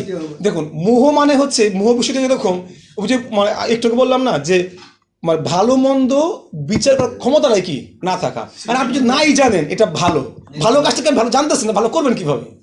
আপনি তো খারাপ কাজটাই ভালো মনে করতেছেন। মোহগ্রস্ত অবস্থাটা কিরকম? কলিযুগে বলা হচ্ছে যে আপনি যে কাজটা খারাপ ওটাকে কি মনে করবেন? ভালো মনে করতেছেন। তো যদি আপনি ভালোই মনে করেন তাহলে ত্যাগ করবেন কিভাবে? ত্যাগের প্রশ্ন তো আগে আপনার মাথায় আসতে হবে যেটা খারাপ। আপনি ত্যাগ করবেন কখন? যখন বুঝবেন যে এটা খারাপ, আমার ত্যাগ করা উচিত। আপনি বুঝতেই পারতেছেন এটা আমার কি ক্ষতি করতেছে, আপনি বলতেছেন এটাই আমার কি করতেছে, মঙ্গল করতেছে। আপনি কিভাবে ত্যাগ করছেন? এই জন্য মোহ হচ্ছে কি অনেক, এই জন্য হচ্ছে কলিযুগে মানুষ কিন্তু কি বল, সবসময় কি বলা হয়? মোহগ্রস্ত। অল টাইম কি বলি আমরা কি মোহগ্রস্ত। কেননা আমরা ভালো মন্দ বিচার করার ক্ষমতাই কি হারিয়ে ফেলেছি। ধ্যাত্মবুদ্ধিতে আমরা এটা কি করে সম্পূর্ণ কি করেছি? মোহ হইলো বুদ্ধি, মানে বিচার করার ক্ষমতা হারিয়ে ফেলে। ভালো মন্দ বিচার করার ক্ষমতা কি চলে যাওয়া হচ্ছে কি মোহ। দেখবেন যে আমাদের আচ্ছা আমাদের যে সকল মানে মেয়েরা আপনার চলে যাচ্ছে অন্য ধর্মের সাথে, তারা কি কোন গ্রস্ত হয়ে যায়? তারা মোহগ্রস্ত হয়ে যায়, কারণ তারা বুঝতে পারতেছে না তার জন্য এটা ক্ষতিকর। বুঝতে তো পারতেছে না। সুতরাং বাস্তবতা এটা। শুধু তারা কেন, আমরাও কি মোহগ্রস্ত না? আমাদের ক্ষেত্রে বিভিন্ন ক্ষেত্রে আমরা তো বুঝতে পারতেছি না যে আমাদের এটা করলে কি হবে। তো কলিযুগটাই কিন্তু আসলে কি মোহাচ্ছন্ন হওয়ার যুগ। কলৌ নষ্ট দৃশাম এসো পুরানো অর্ক অধুনাম উদিত। স্পষ্ট বলে দিচ্ছে যে কলিযুগের মানে এই মোহে মানুষ কি অন্ধ হয়ে যাবে। শাস্ত্রে বহু জায়গায় ভাগবত বলা আছে যে আমরা মোহগ্রস্ত, আমরা কি মোহগ্রস্ত। প্রভু এই জন্যই মনে হয় হিন্দুরা এক হতে পারে না। সবাই শুধু হিন্দুরা তো একটা, এটা তো একটা সিম্বল মাত্র, কিন্তু সব ক্ষেত্রে তাই। তো এই জন্য এবং মোহ থেকে কি আসে? ভোগের ইচ্ছা। কারণ আমি তখন কি মনে করি? ভোগ করলে বুঝি আমি শান্তি পাবো, কিন্তু ভোগে যে শোক আসবে এটা কি আমি ভুলে যাই। তখন মনে হয় ভোগেই আমার কি হবে? পরম শান্তি। আমরা এত যুদ্ধ, এত প্রচেষ্টা কেন থাকবে মানুষের মানে ভোগের প্রতি? কেন? কারণ সে মোহগ্রস্ত, কারণ সে জানে না ভোগ করে তার কতটা ক্ষতি। ভোগ যে বিষ এটা সে কি উপলব্ধি করতেই পারে না, জানতে পারে না। এবং পরে কি আসবে? এবং এরপরে শুরু হবে কি তামিশ্র। অর্থ কি? বা ভোগেচ্ছা বাধা থেকে ক্রোধের সঞ্চার। হ্যাঁ, কাম এসো ক্রোধ এসো রজগুণ সমুদ্ভব। কাম থেকে ক্রোধের উৎপন্ন হয়। যখন কাম কি হয় না? পূর্ণ হয় না। যখন কাম পূর্ণ হয় না তখন কি হয়? যখন কাম পূর্ণ হতে থাকে তখন আসে গভীর মোহ, এবং সেখান থেকে আসে অহংকার পুরো মাত্রায়। তো দেখুন এখানে মানে ভোগেচ্ছার বাধা থেকে কি হবে? ক্রোধের সঞ্চার হবে। এটা হচ্ছে কি বলা হচ্ছে তামিশ্র। এবং ক্রোধ হওয়া মানেই শাস্ত্রে বলা হচ্ছে, সাইন্টিফিক্যালিও মানে শাস্ত্রের কথা হচ্ছে ক্রোধ উৎপন্ন হওয়া মানে হৃদয় কি হওয়া? দূষিত হবে। হৃদয় হবে মানে হৃদয় হার্ট কি হবে? দূষিত হবে। ক্রোধ উৎপন্ন হলে কি হবে? হৃদয় দূষিত হবে। তো অন্ধতামিশ্র বা ভোগ বস্তুর নাশে আমার মৃত্যু ঘটলে এরূপ বুদ্ধি হওয়া। সুতরাং এখানে মানে ভোগ বস্তুর নাশে আমার কি হবে মানে বুঝে বিষয়। এখানে কি বলা হচ্ছে? অন্ধ তামিশ্রটা কি? তামিশ্র পরে কিচ্ছে অন্ধ তামিশ্র। এখানে উপলব্ধিটা কিরকম হবে একজন ব্যক্তির? দেখবেন আমাদের জড়জগতে যে আমরা কিন্তু অ্যাকচুয়ালি ভক্তি জীবন হয়তো এখন একটু বুঝতে পারি, ভক্তি জীবনের পূর্বে কিন্তু আমরা এরকমই ছিলাম। একজন মানে আপনারা তো বহু কাহিনী শুনেন এরকম, এই যে এত মানে হানাহানি হয় তার মূল কারণ কি? ভোগ পূর্ণ হয় না। সম্পত্তি নিয়ে কি ভাইকে কি করছে? হত্যা করতেছে। কেন? কারণ সে পূর্ণ করতে পারছে না, ফলে সে কি তাকে তার কতটা মানে মানে মানে ক্ষিপ্রতা থাকলে, ভোগ করার প্রতি কত বাসনা থাকলে সে সম্পূর্ণ হিতাহিত জ্ঞান শূন্য হয়ে যায়। এটা বলছে যে ভোগ বস্তু না আসে, যখন ভোগ বস্তু না আসে মানে আমি বুঝি মরে গেলাম। মানে ভাবটা কীরকম হবে, ভোগ্য বস্তু যখন আমি লাভ করতে পারবো না, আমার কোনো কামনার বস্তু, তখন আমার মনে হবে কি আমি বুঝি শেষ, ধ্বংস হয়ে গেলাম। অথচ আত্মার কি নাই, মৃত্যু নাই। এটাই বলছে এগুলো হচ্ছে কি, এগুলো মানে স্বয়ং ব্রহ্মা কী করলেন, সৃষ্টি করলেন এই জগৎকে পরিচালনা করার জন্য। বিষয়টা বলার উদ্দেশ্য হচ্ছে কি, এই সমস্ত কিছু কে তৈরি করেছেন, এই সমস্ত এবং অন্যান্য অজ্ঞান বৃত্তিসমূহ কে সৃষ্টি করলেন, স্বয়ং ভগবান এখানে কি করলেন, সৃষ্টি করলেন। এই কথাগুলো এখানে স্পষ্টভাবে আপনার একটু শেষ পড়াটা পড়ুন, কিন্তু থেকে পড়ুন একটু। কিন্তু মোহাচ্ছন্ন হয়ে পড়ার ফলে বদ্ধজীব পরমেশ্বর ভগবানের সম্পত্তির উপর ভ্রান্তভাবে আধিপত্য করার বন্ধনে আবদ্ধ হয়। দেখছেন কেন হয়, কারণ সে মোহাচ্ছন্ন, সে জানে না এটা ভগবানের সম্পত্তি, এটা তার জন্য ক্ষতি, গঙ্গটা কি বোকামি হবে। হ্যাঁ, তারপরে এই শ্লোক থেকে স্পষ্টভাবে প্রমাণিত হয় যে ব্রহ্ম স্বয়ং পরমেশ্বর ভগবানের সৃষ্টি, আর 5 প্রকার অবিদ্যা যা বদ্ধজীবদের জড় অস্তিত্বের বন্ধনে আবদ্ধ করে সেগুলি ব্রহ্মার সৃষ্টি। যখন বোঝা যায় যে বদ্ধজীব কিভাবে ব্রহ্মার জাদু দণ্ডের নিয়ন্ত্রণে রয়েছে, তখন জীবত্মাকে পরমেশ্বর ভগবানের সমকক্ষ বলে মনে করা যে কত হাস্যকর তা অনুভব করা যায়। এখানে যে 5 প্রকার অবিদ্যার কথা বর্ণনা করা হয়েছে, পতঞ্জলিও তা স্বীকার করে। আপনারা কষ্ট করে একটু এই পাঁচ প্রকার অজ্ঞানতা কি শিখবেন, কোনটাকে কি বলা হয় অজ্ঞানতা। এই যে এখনই বললাম, এই যে শ্লোকটাই তো আছে, অপ্রকাশক তম, তারপর হচ্ছে গিয়া মোহ, তারপর তামিশ্র, অন্ধ তামিশ্র, মোহ, অহম বুদ্ধি। এক নম্বর কি তম, তারপর কি অহম বুদ্ধি, তারপর হচ্ছে গিয়া মোহ ও ভোগের ইচ্ছা, তারপর হচ্ছে তামিশ্র, মানে কি তামিশ্র মানে হচ্ছে কি ভোগের ইচ্ছা বাধা করলে আমি কি ক্রোধের সঞ্চার হবে, এটা তামিশ্র। আর অন্ধতামিশ্র হচ্ছে কি ভোগ পূরণ করতে না পারলে মনে হবে মরে যাব, আমার মৃত্যু হবে, অন্ধতামিশ্র। এগুলো হচ্ছে গিয়া অজ্ঞানতার কি 5টি কারণ, 5 প্রকার অজ্ঞানতা। তারপরে আমরা ভক্তিটা সম্বন্ধে পড়ছিলাম 5 প্রকারের অবিদ্যা, অবিদ্যা, অস্মিতা, অস্মিতা, রাগ, দেশ, অভিনিবেশ। অবিদ্যা মানে হচ্ছে মানে অজ্ঞানতা, একই কথা, একই বিষয়টা। অবিদ্যা আসলে অজ্ঞানতা একই বিষয়। অবিদ্যা মানে যারা বিদ্যা, যা বিদ্যা নয়, মানে সেটা কি অজ্ঞানতাই। ওই রাগ, দেশ এগুলোর সাথে সম্পূরক, পরিপূরক বিষয়। আচ্ছা, পরবর্তী শ্লোক আমি চলে যাই, পড়ুন, একজন সিরিয়াল করে যান। 3 নম্বর কাপড়ার এই প্রকার বহুত্বাদক সৃষ্টিকে অপ্রিয়সী চিত্ত বলে দর্শন করে ব্রহ্মা তার কার্যকলাপে অধিক আনন্দ অনুভব করেননি, এবং তাই তিনি ভগবানের ধ্যান করার মাধ্যমে তার অন্তঃকরণ নির্মল করে বিভিন্ন সৃষ্টি শুরু করেছেন। আচ্ছা, এখন প্রশ্ন হচ্ছে, দেখুন এখানে ব্রহ্মা অজ্ঞানতা সৃষ্টি করে 5 প্রকার অজ্ঞানতা সে নিজে কী করলেন এই জগতে, মানে উনি সৃষ্টি করলেন, এবং সৃষ্টি করার পর উনি আনন্দ অনুভব করেন না। তাহলে প্রশ্ন তুলুন, কেন সৃষ্টি করেছেন এগুলা? সৃষ্টি তো উনি করেছেন, এবং তাই তিনি ভগবানের ধ্যান করার মাধ্যমে তার অন্তঃকরণ নির্মাণ করে তার অন্যান্য সৃষ্টি শুরু করলেন। এটা কিন্তু একটা গুরুত্বপূর্ণ বিষয় যে এই অজ্ঞানতাগুলো মানে কে সৃষ্টি করেছে, ব্রহ্মা। যাতে আমরা অজ্ঞানের ফলে, তাহলে আমাদের দোষটা কোথায়? আর অনেকে বলতেন আমার কি দোষ, সব তো ভগবান করাইতেছে, আমি তো এগুলো কিন্তু এইগুলোর ব্যাখ্যা কিন্তু স্পষ্ট হবে কি এখানে দেওয়া আছে, কিন্তু আপনি একটু ফার্স্ট প্যারাটা পড়ুন, তাৎপর্যে প্রথমটাই। যদিও ব্রহ্মা অবিদ্যার বিভিন্ন প্রকার প্রভাব সৃষ্টি করেছিলেন, তবুও সেই ধন্যবাদহীন কার্য সম্পন্ন করে তিনি সন্তুষ্ট হতে পারেননি, কিন্তু তাকে তা করতে হয়েছিল, কেননা অধিকাংশ বদ্ধজীব সেই রকমই আকাঙ্ক্ষা করেছে। আর কই একটু থাক, হ্যাঁ, এখানে দেখুন, এখানে স্পষ্ট বলে দিচ্ছে কি এটা আসলে তাহলে এই যে অজ্ঞানতা, এটা কার আকাঙ্ক্ষা ছিল? কার? আমাদের আকাঙ্ক্ষা ছিল। কারণ আমরা কি এটা চেয়েছিলাম, আমরা ভোগ করতে চাইলে আপনি অজ্ঞান না হলে কি করতে ভোগ করতে পারবেন না। জ্ঞানী আপনি যদি জ্ঞান থাকে ভোগ করতে পারবেন। আপনি তো মানে আমরা তো ভগবানের সেবায় যুক্ত ছিলাম, ভগবানের সেবায় যুক্ত, কিন্তু আমাদের মধ্যে কি ভোগ করার বাসনা তৈরি হলো। তাহলে যদি ভোগ করতে হয় আপনাকে তো অজ্ঞান হতে হবে। আপনি অজ্ঞান না হলে তো ভোগ করতে, আপনি তো জ্ঞান সম্বন্ধে ভোগ করতে পারবেন না। তাই কি আমাদের বাসনা পূর্ণ করতেই ভগবান কি করেছে, মানে স্বয়ং ব্রহ্মা কি করেছে, এই অজ্ঞান তা সৃষ্টি করেছে, স্পষ্টভাবে এখানে ব্যক্ত করা আছে। তো এগুলো খুব গুরুত্বপূর্ণ বিষয়। যারা আমরা বলি যে সব কিছু ভগবানের ইচ্ছা হয়, আমাদের ইচ্ছা হয় না, কিন্তু প্রকৃতপক্ষে আমাদের কর্মফল কিন্তু আমরা আমাদের ইচ্ছাতে কি করি, ভোগ করি। কারণ আমাদের যেহেতু ভগবান ক্ষুদ্র স্বাতন্ত্র্যতা দান করেছিল। হ্যাঁ, তো পরবর্তী মানে প্যারা চলে যান, প্রায় পেয়েছেন। প্রায় সমস্ত বদ্ধ জীবেরাই তাদের স্বাতন্ত্র্যের অপব্যবহার করার ফলে এই জড়জগতের দুঃখ কষ্ট ভোগ করছে, এবং তাই 5 প্রকার অবিদ্যা তাদের উপর আরোপ করা হয়েছে। ভগবানের বিশ্বস্ত সেবক রূপে ব্রহ্মা প্রয়োজনের তাগিদে এইগুলো সৃষ্টি করেন, কিন্তু তা করে তিনি সুখী হননি, কেননা ভগবানের ভক্তরূপে তিনি স্বভাবেই কাউকে তার প্রকৃত অবস্থান থেকে পতিত হতে দেখতে চান না। যারা আত্ম উপলব্ধির মার্গ অবলম্বন করতে চায় না, তারা তাদের কুপ্রবৃত্তি চরিতার্থ করার পূর্ণ সুযোগ সুবিধা ভগবানের কাছ থেকে প্রাপ্ত হয়, এবং ব্রহ্মা নিশ্চিতভাবে সেই প্রক্রিয়ায় তাদের সাহায্য করেন। হরে কৃষ্ণ। তো এখানে আমরা স্পষ্ট বুঝতে পারছি যে ব্রহ্মা এগুলো তৈরি করেও কি হয় না, সন্তুষ্ট হয়নি। কেন? কারণ ব্রহ্মা ছিলেন ভগবানের কি একজন শুদ্ধ ভক্ত, তিনি আমাদের কি একজন এই কি বলে দ্বাদশ মহাজনের একজন। তো তিনি কেন সন্তুষ্ট হননি? কারণ এগুলো মানুষকে কি করবে, এই জীবনে আরো কি করবে, এই জগতের বন্ধনে আরো আবদ্ধ করবে। তাই তিনি মানে সন্তুষ্ট হতে পারেন। ঠিক যেমন ব্যাসদেব, দেখতে পাই আমরা ব্যাসদেব কি এত শাস্ত্র লিখেছে, তারপরে সে কি হয় নাই সন্তুষ্ট। কেন?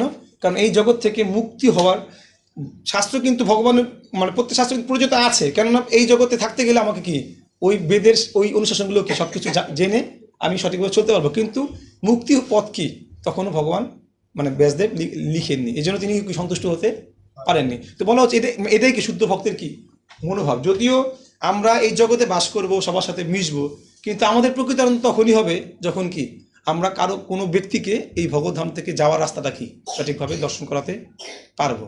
ওটা হচ্ছে কি, তো ব্রহ্মাও তাই চাইছিলেন যে এখন আমি তো তাদেরকে মানে তাদের বাসনা অনুযায়ী কি তাদেরকে আমি এখানে আটকানোর ব্যবস্থা করছি, কিন্তু এখন তাকে কীভাবে মুক্ত করতে হবে সেই পন্থা না বলা পর্যন্ত আমি কি ব্রহ্মা নিজে শান্তি পাচ্ছেন না। পরবর্তী শ্লোক।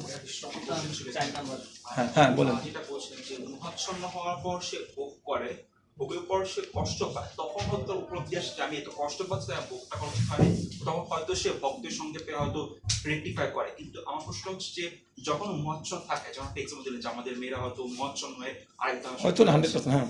সো তখন এই যে যখন মোহাচ্ছন্ন আসে তখন কি রেকটিফাই করার কোনো ওয়ে আছে, তখন কি শুধরানোর কোনো কি ওয়ে আছে?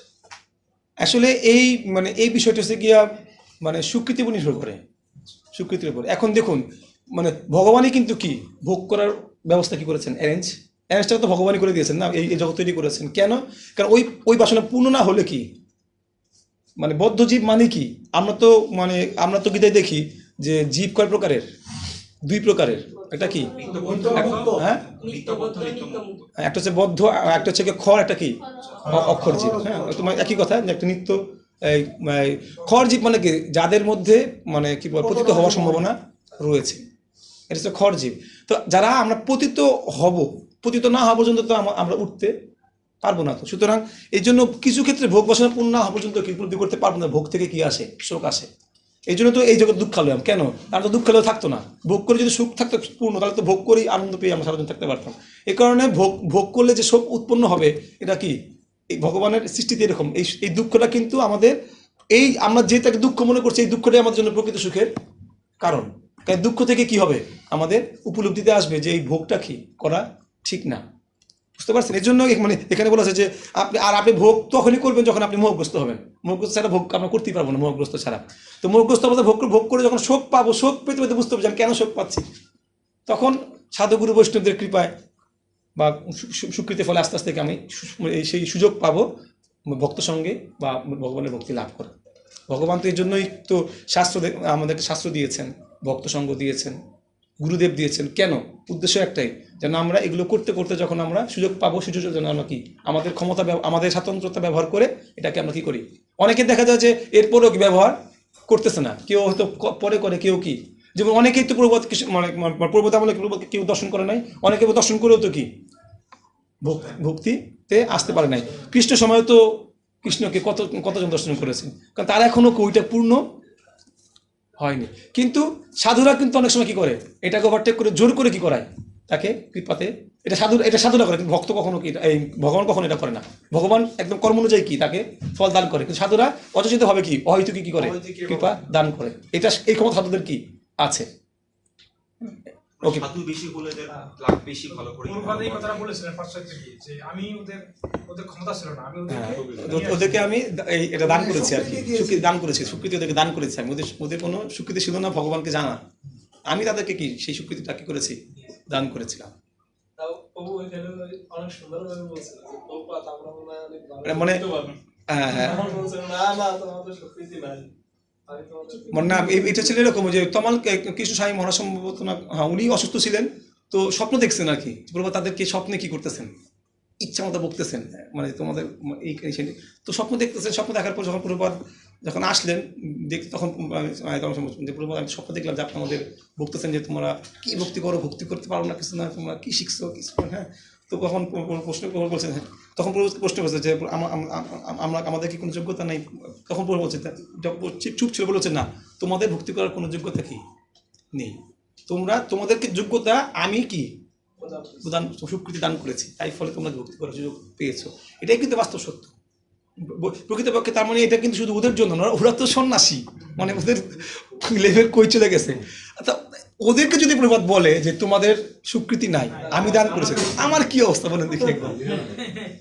আমাদের তাহলে একটু বাস্তবতা তো মনে করেন, যদি আজকে আমার তো বাসা শাকেরি বাজার, রজতম গুণের আকড়া শাকেরি বাজার, তো যদি স্কুলের মধ্যে না হইতো তখন, তাহলে কি সুযোগটা কি আমরা পেতাম কখনো? তাহলে এই সময় কার জন্য হয়েছে? প্রবাদের করোনা হয়েছে। হ্যাঁ, তাহলে প্রবাদ যদি পাশ্চাত্যে না যেতেন, ওইভাবে স্কুল ধরার কোনো সুযোগ ছিল, তাহলে প্রবাদ তার হৃদয়ে বাসনা উৎপন্ন করেছেন বিধায় কি এইগুলো কি এখন আস্তে আস্তে কি ঘটতেছে। কিছু মানুষ যারা স্বীকৃতি, যাদের যোগ্যতা নাই, তারা কি যোগ্যতা, প্রবাদ কি করছে আমাদেরকে প্রতিনিয়ত কি করছেন, দান করতেছেন। এটাই তো বাস্তবতা না, আমাদের তো কি আর বলার আছে, বলতে পারি না বলা বলে। পরবর্তী শ্লোক। হরে কৃষ্ণ। প্রথমে ব্রহ্মা, সনক, সনাতন ও সনত কুমারকে নামক চারজন মহর্ষিকে সৃষ্টি করেছিলেন।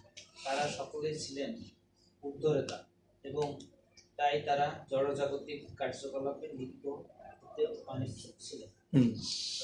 এখন তাৎপর্যটা বলুন না, গুরুত্বপূর্ণ। ভগবানের ইচ্ছায় অজ্ঞানের দ্বারা আচ্ছন্ন হওয়া যাদের ভাগ্যে ছিল, তাদের জন্য ব্রহ্মা যদিও প্রয়োজনের তাগিদে অবিদ্যার তত্ত্ব সৃষ্টি করেছে, তবু এই প্রকার অপ্রশংসনীয় কার্য সম্পাদন করে তিনি সন্তুষ্ট হননি। তাই তিনি জ্ঞানের চারিটি তত্ত্ব সৃষ্টি করেছিলেন। সেইগুলি হচ্ছে জড়জাগতিক পরিস্থিতি বিশ্লেষণা, অভিজ্ঞতালব্ধ দর্শন, অভিজ্ঞতালব্ধ দর্শন বা সাংখ্য, জড়জগতের বন্ধন থেকে শুদ্ধ আত্মার মুক্তির পন্থা বা যোগ, পারমার্থিক উপলব্ধির সর্বোচ্চ স্তরে উৎপন্ন হওয়ার জন্য জড় সুখ ভোগের থেকে সম্পূর্ণ বিরত তথা বৈরাগ্য, এবং পারমার্থিক সিদ্ধিলাভের জন্য স্বেচ্ছায় বিভিন্ন প্রকার ঈশ্বর সাধনের ব্রত বা তপস্যা।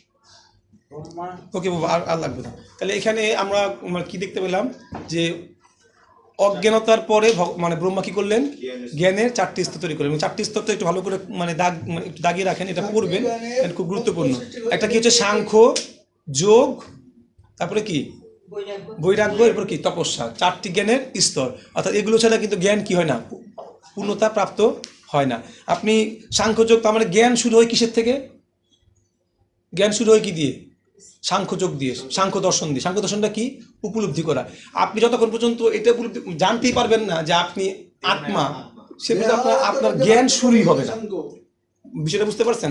মানে পারমার্থিক জ্ঞান শুরুই হবে যতক্ষণ জানতেই পারবেন আপনি আত্মা।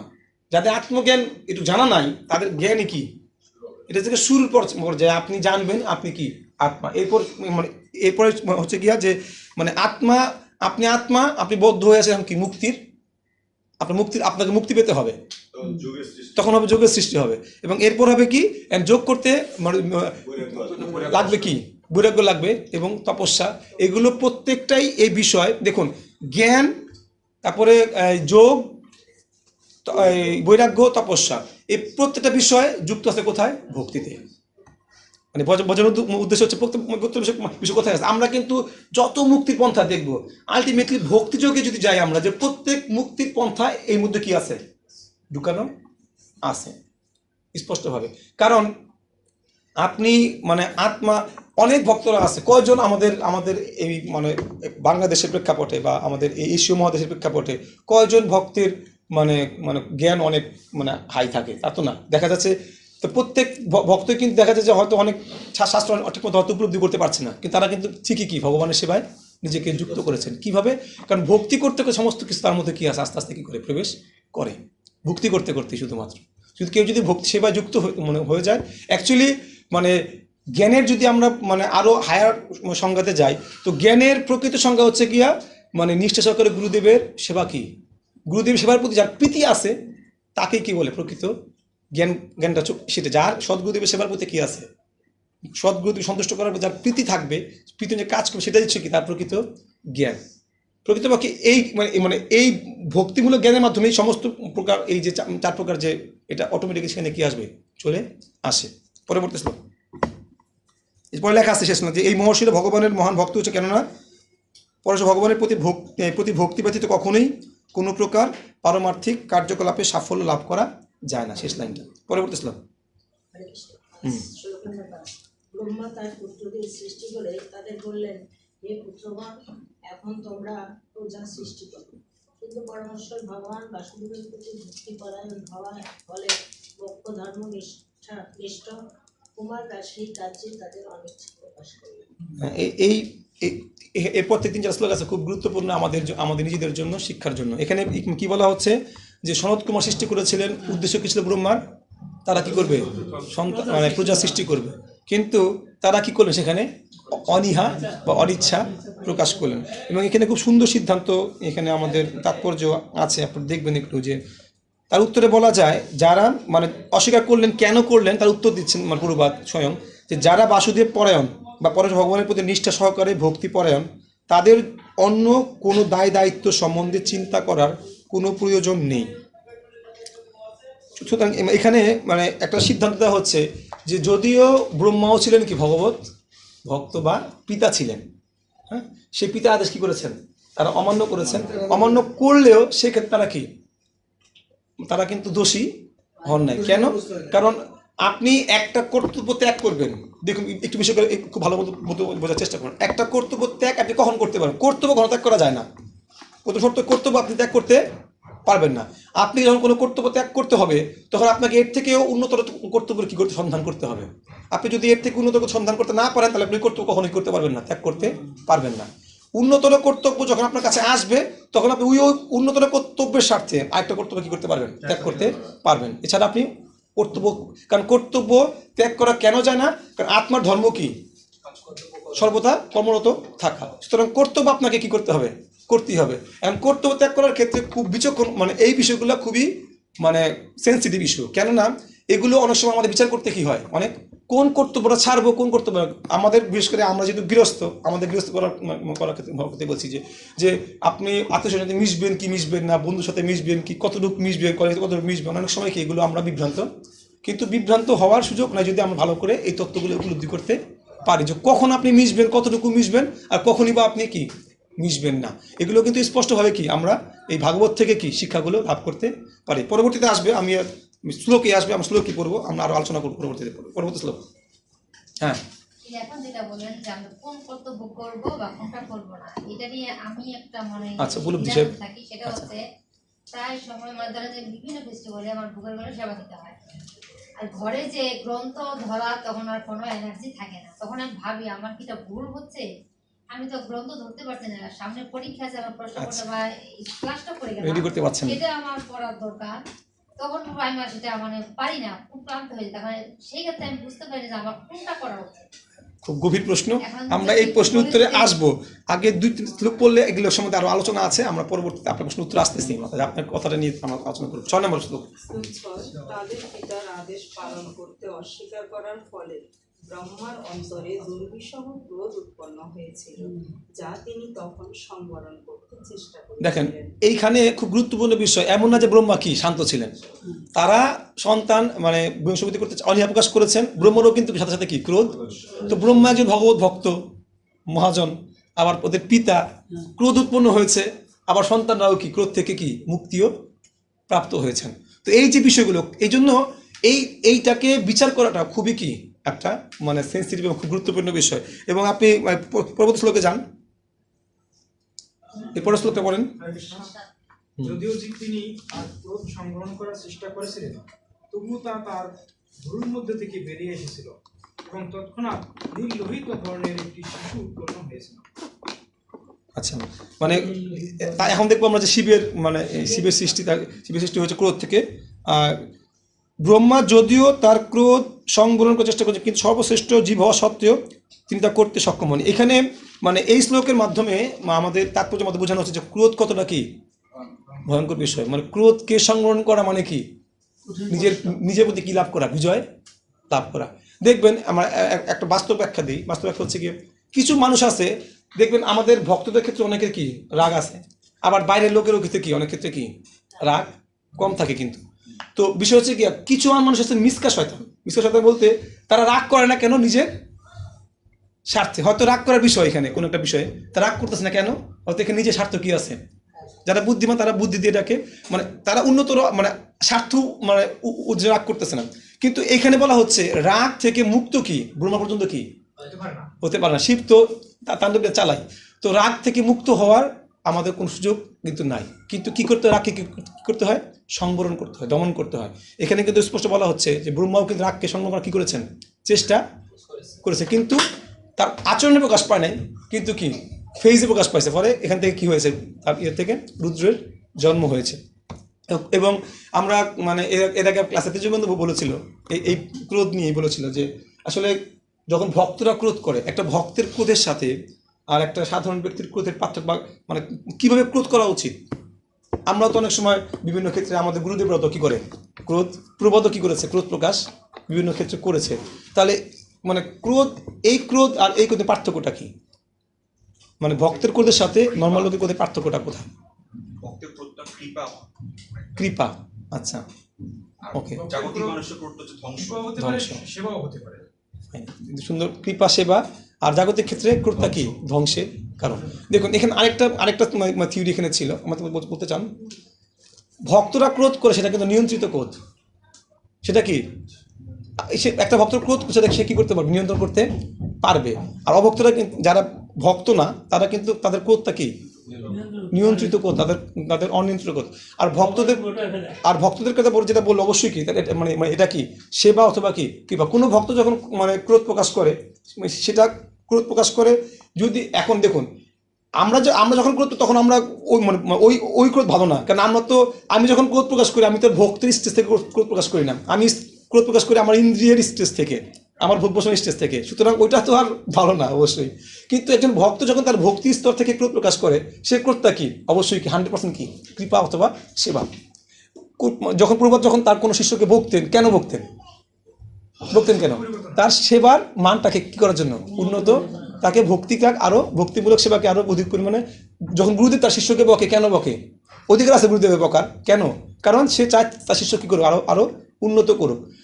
মানে সুতরাং ওই ক্রোধ, ওই মানে ক্রোধের যে ফল আর সাধারণ ক্রোধের ফলের মধ্যে কিন্তু অনেক পার্থক্য আছে।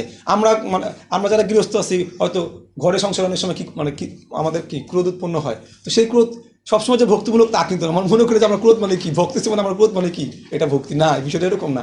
আমার ক্রোধ উৎপন্ন হচ্ছে সেটা মানে কিসের ভক্তির থেকে নাকি আমার কোনো চাওয়া পূর্ণ হওয়া না থেকে, এগুলো বিচার করতে হবে।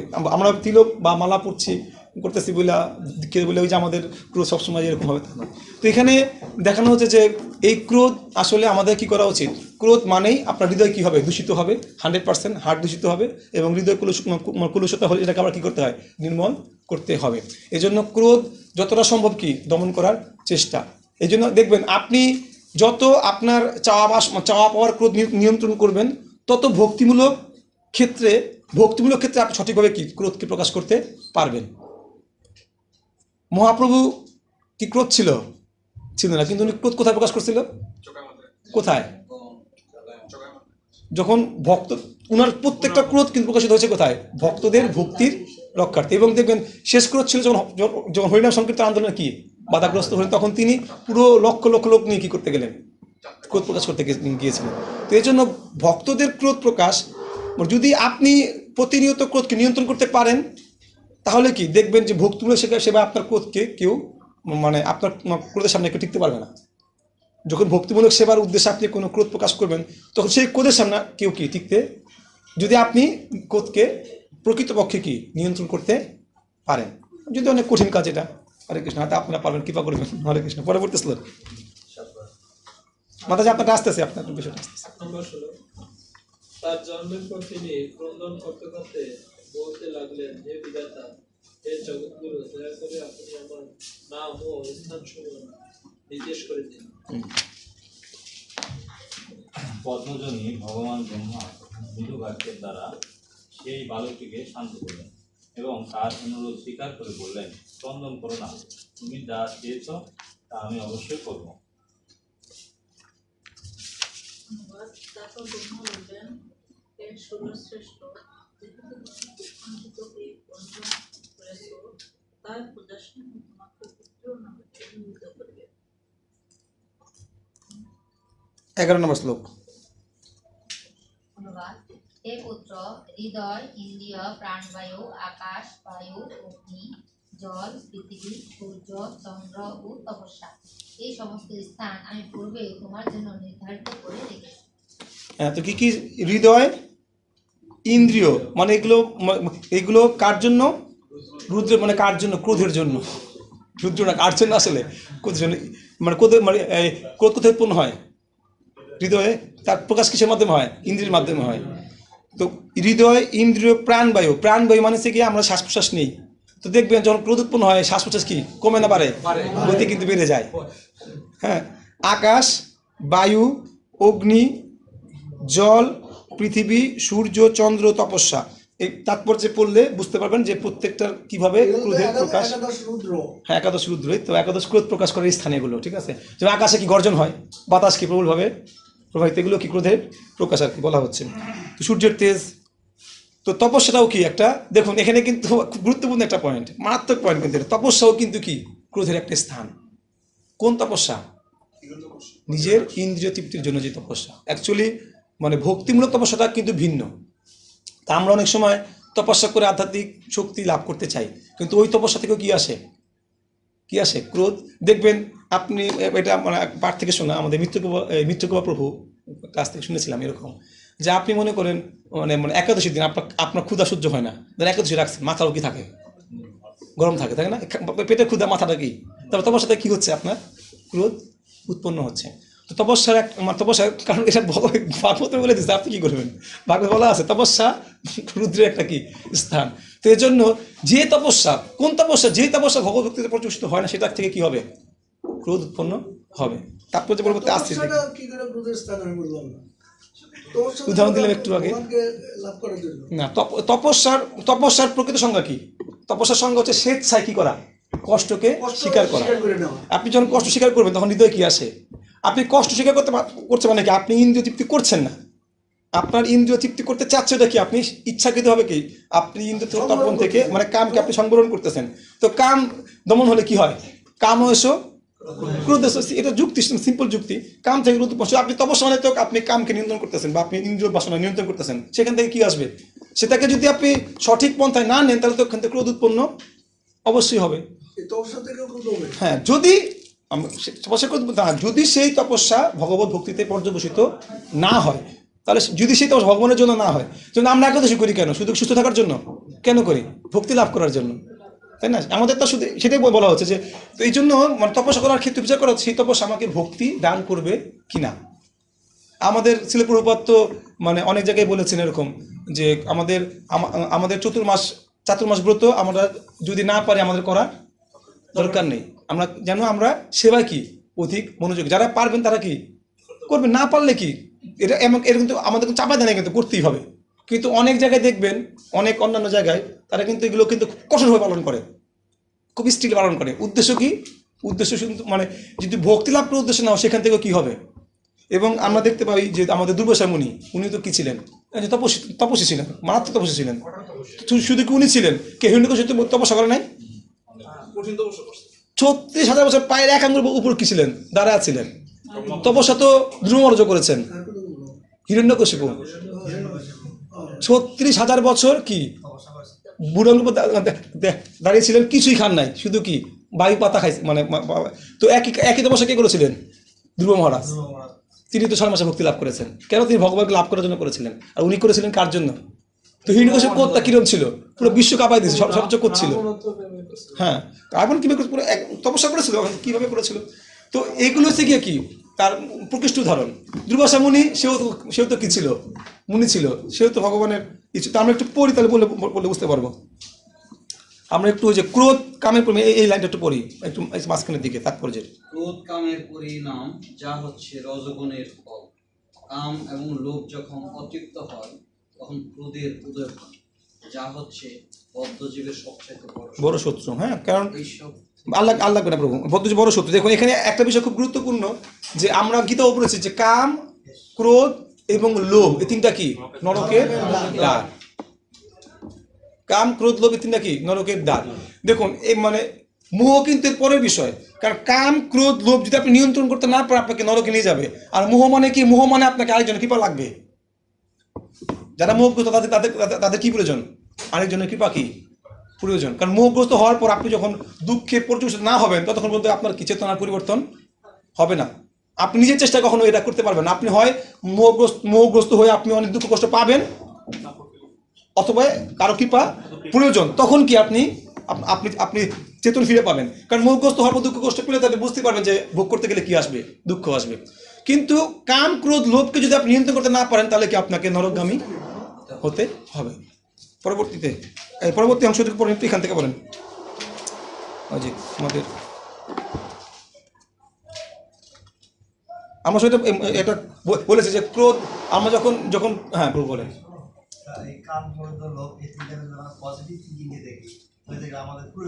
হ্যাঁ এই সেটা তপস্যাকে আমরা ক্রোধ উৎপন্ন হয়, যে তপস্যাকে আমরা ভক্তিতে লাগাই, সেটা কি কাম, ক্রোধ, লোভ। বলছে যে কাম কৃষ্ণ কর্মার্পণে,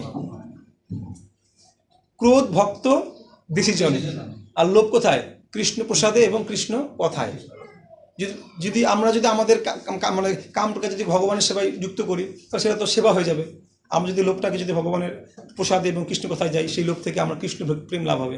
এবং ক্রোধ কী করতে হবে? ভক্ত বিদ্বেষী যারা, তাদের প্রতি ক্রোধটা কী করতে? প্রকাশ করতে।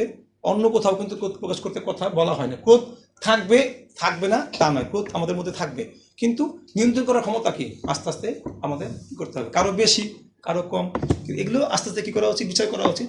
তাহলে দেখবেন যে মানে বিষয়গুলো উপলব্ধি। কারণ আপনি একটা জিনিস করার মানে সবচেয়ে বড় কথা, আমি ক্ষুদ্র মানুষ, আমি ক্ষুদ্র জ্ঞানে যেটুকু উপলব্ধি করি, যে আপনি হয়তো অনেক কিছু নিয়ন্ত্রণ করতে পারছেন না বা পারছি না, কিন্তু আপনি উপলব্ধি করতে হবে যে এটা ভুল। সমস্যাটা হচ্ছে যে আমরা অনেক ক্ষেত্রে অনেক ভুল সিদ্ধান্ত বা ভুল কাজ করেও আমি উপলব্ধি করতে পারি না যে আমি এটা কী করছি, ভুল করতেছি। কারণ আপনি যদি উপলব্ধি করতে না পারেন, কারণ যেহেতু আমরা বদ্ধজীব, আমরা রেকটিফাই হওয়ার চেষ্টা করছি, সুতরাং আমি পদে পদে ভুল করবো, এটাই কি? এটাই স্বাভাবিক প্রবণতা আমাদের, পদে পদে ভুল করার।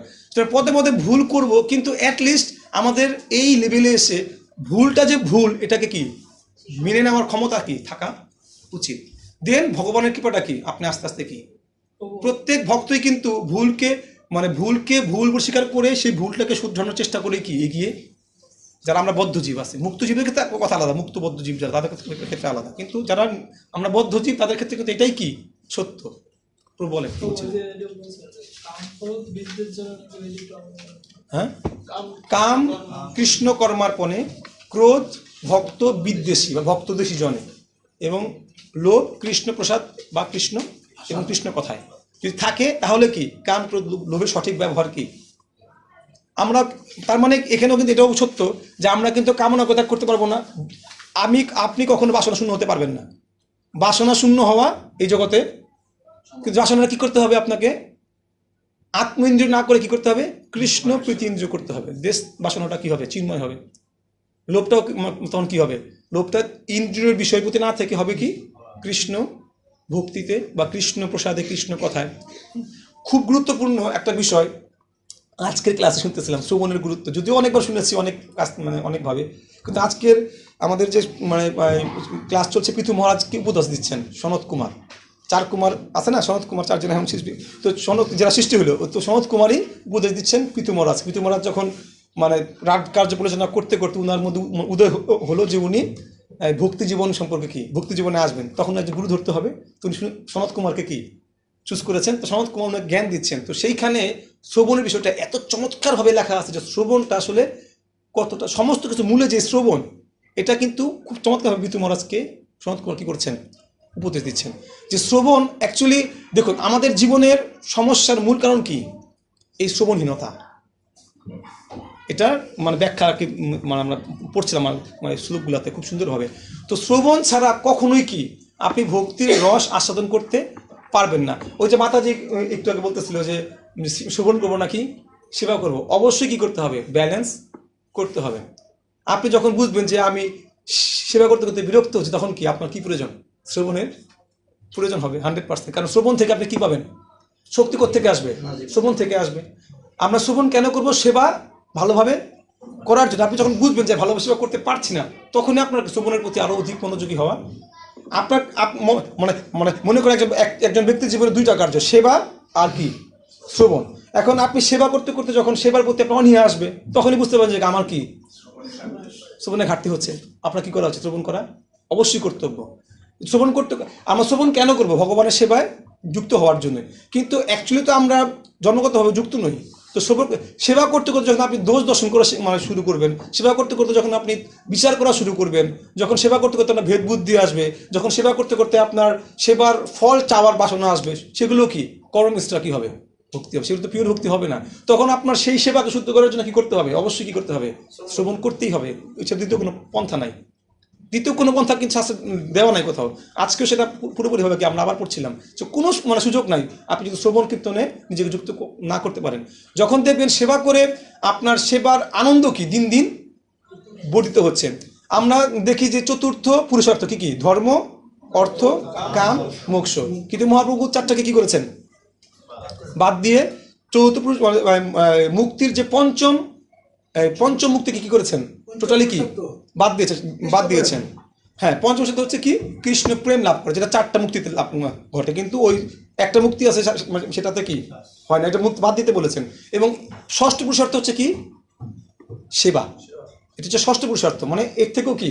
তো প্রেম আর সেবা, এই দুটা জিনিস, সেবার মাধ্যমে কি আসবে, আমাদের তো প্রেম নাই, আছে প্রেম তো আমাদের নাই, মুক্তিও নাই, আমাদের কাছে শুধু আছে কি বলেন তো জগতে, সেবাটা আছে ডাইরেক্টলি। আমরা কি ডাইরেক্ট কি পেয়েছি, সেবাটা আমরা করতে পারি, আমাদের মধ্যে মানে প্রেম তো নাই, সুতরাং আছে কি, সুতরাং সেবার মাধ্যমে কি প্রেমটাকে কি করতে হবে, সেবাটাকে শুদ্ধ করতে করতে কি করতে হবে, প্রেমটাকে লাভ করতে হবে। সুতরাং যখন দেখবেন যে সেবা করে আমি মানে আমার অপরাধ হওয়ার সম্ভাবনা থাকবে, তখনই কি আপনি শ্রবণ কীর্তনে কি সময় বাড়াবেন। কথাটা কি বুঝতে পারছি আমি বিষয়টা?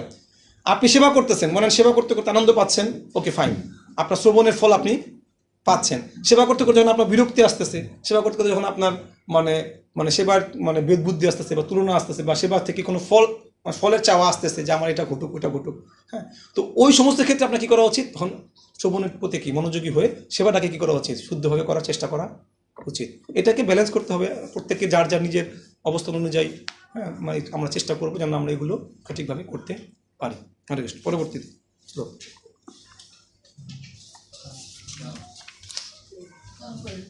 এই যে একটু এই 13 নম্বর শ্লোকের আগের যে 12 যে শেষ পয়েন্ট একটু পড়েন। মহান যোগী পেয়েছেন একজন, বলুন।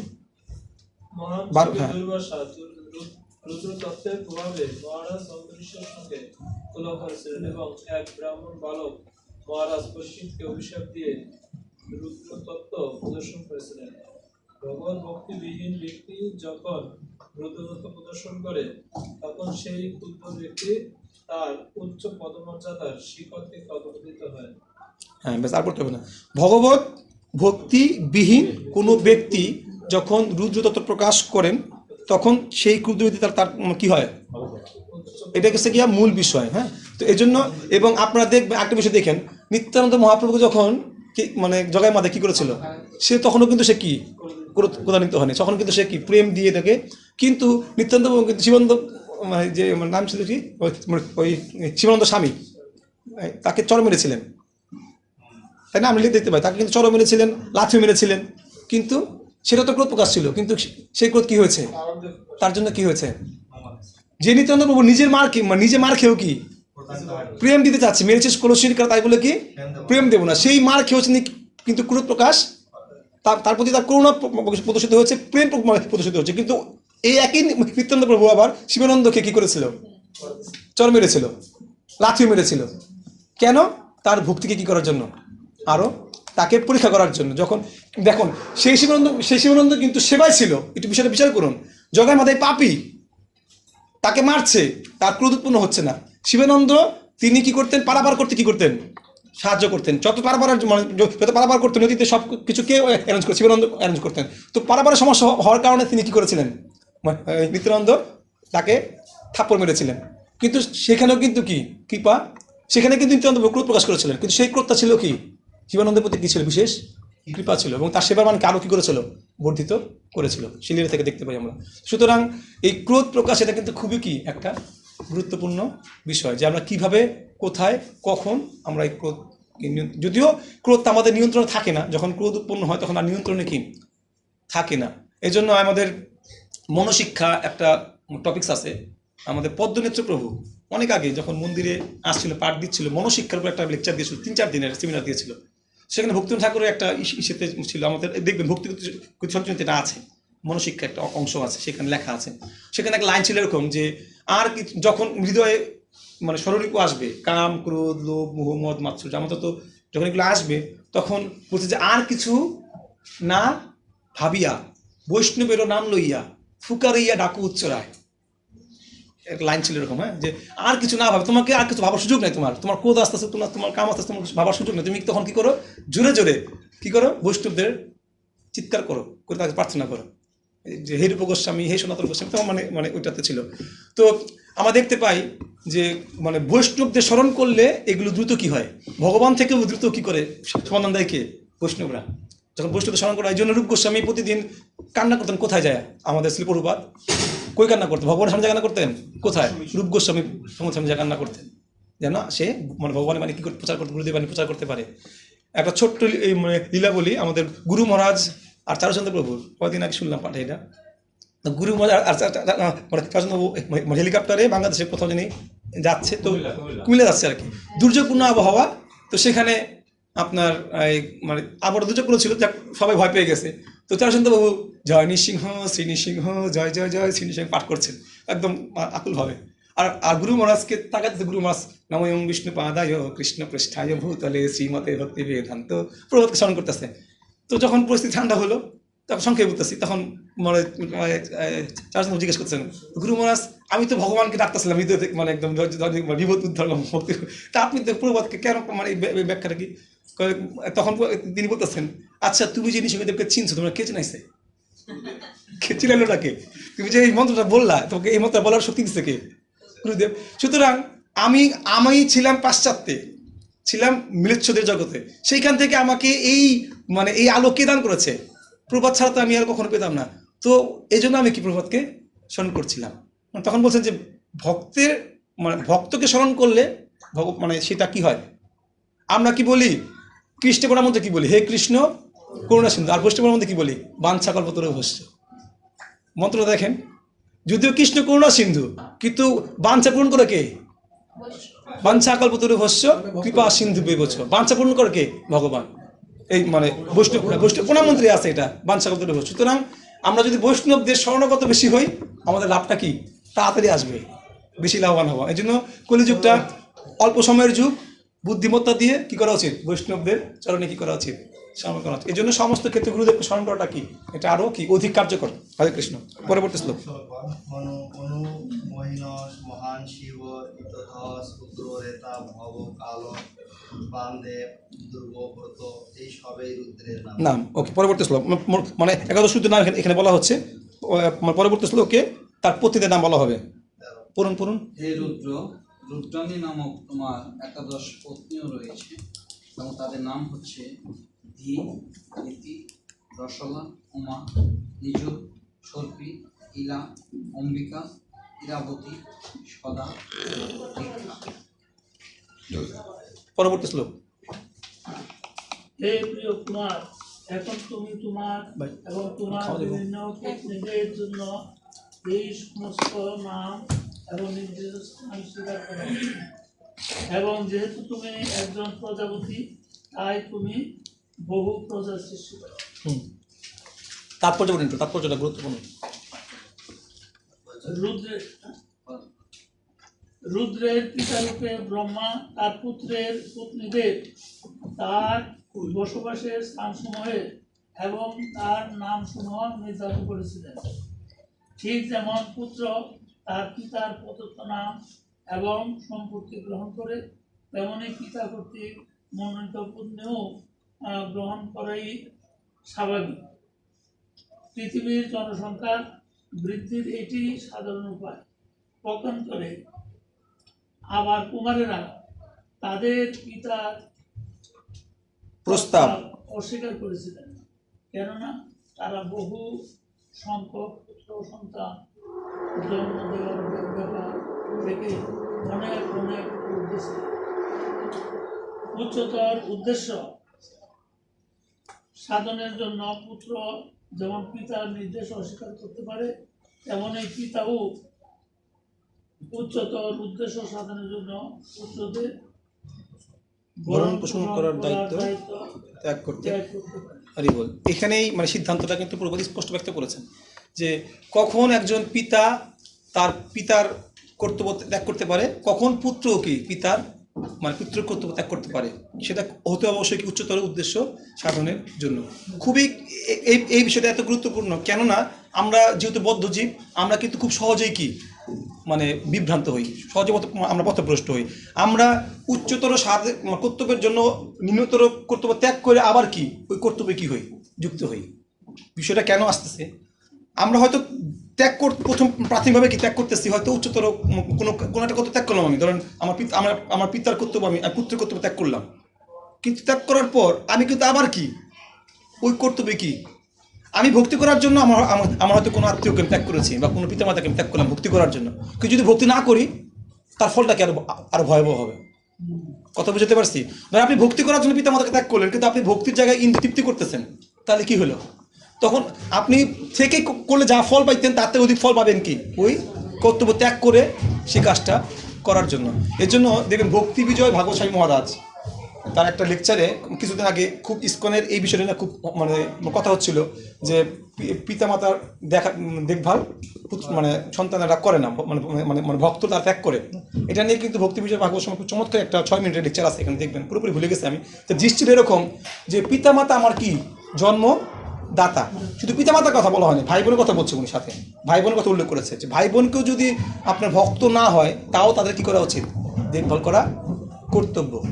কেন আমি তো আর 24 ঘন্টায় কি উচ্চতর আমরা হয়তো বলি যে আমরা উচ্চতর রসের জন্য ভক্তির জন্য আমরা ত্যাগ করতে পারছি, কিন্তু আসলে কি আমি 24 ঘন্টায় ভক্তি করি, আমাকে নিরন্তর ভক্তি করতেছি, আমি কি ইন্দ্রিয় তৃপ্তি করতেছি না। সুতরাং যেহেতু আমি মায়ের গর্ভে হয়েছি, পিতার বীর্যে হয়েছি, সুতরাং আমার তো তার ঋণ আছে কিনা। সুতরাং আমি যদি মা যদি আমাকে 10 বছর গর্ভে রাখে, তাই মার জন্য ঠিক একটু কর্মফল ভোগ করতে পারবো না? মনে করেন মার জন্য কর্মফল ভোগ করছেন, সেটাকে পারবেন না, অবশ্যই আপনার সেটা মানে গ্রহণ করা কি উচিত, সেটা বক্তব্য স্বামী পাঠে বলতেছিল। এবং এটাতে অনেক সুবিধা হয়েছে, কারণ অনেক ক্ষেত্রে এটা আমাদের খুবই ডিস্টার্ব করে, মানে খুবই ডিস্টার্ব করে। আসলে কিছু কিছু ক্ষেত্রে আমরা নিজেরা অনেক বিভ্রান্ত হই। ছোট্ট একটা আমার পার্সোনাল অভিজ্ঞতা থেকে বলি। ক্লাসে একবার আমাদের স্কুলে আমি তো স্কুলের টিচার, তো স্কুলে এক ম্যাডাম, গার্লস স্কুলের ম্যাডাম, হ্যাঁ উনি মানে ওই হিন্দু ম্যাডাম, তো খুব মাকুলভাবে সে রান্না করে নিয়ে আসছে।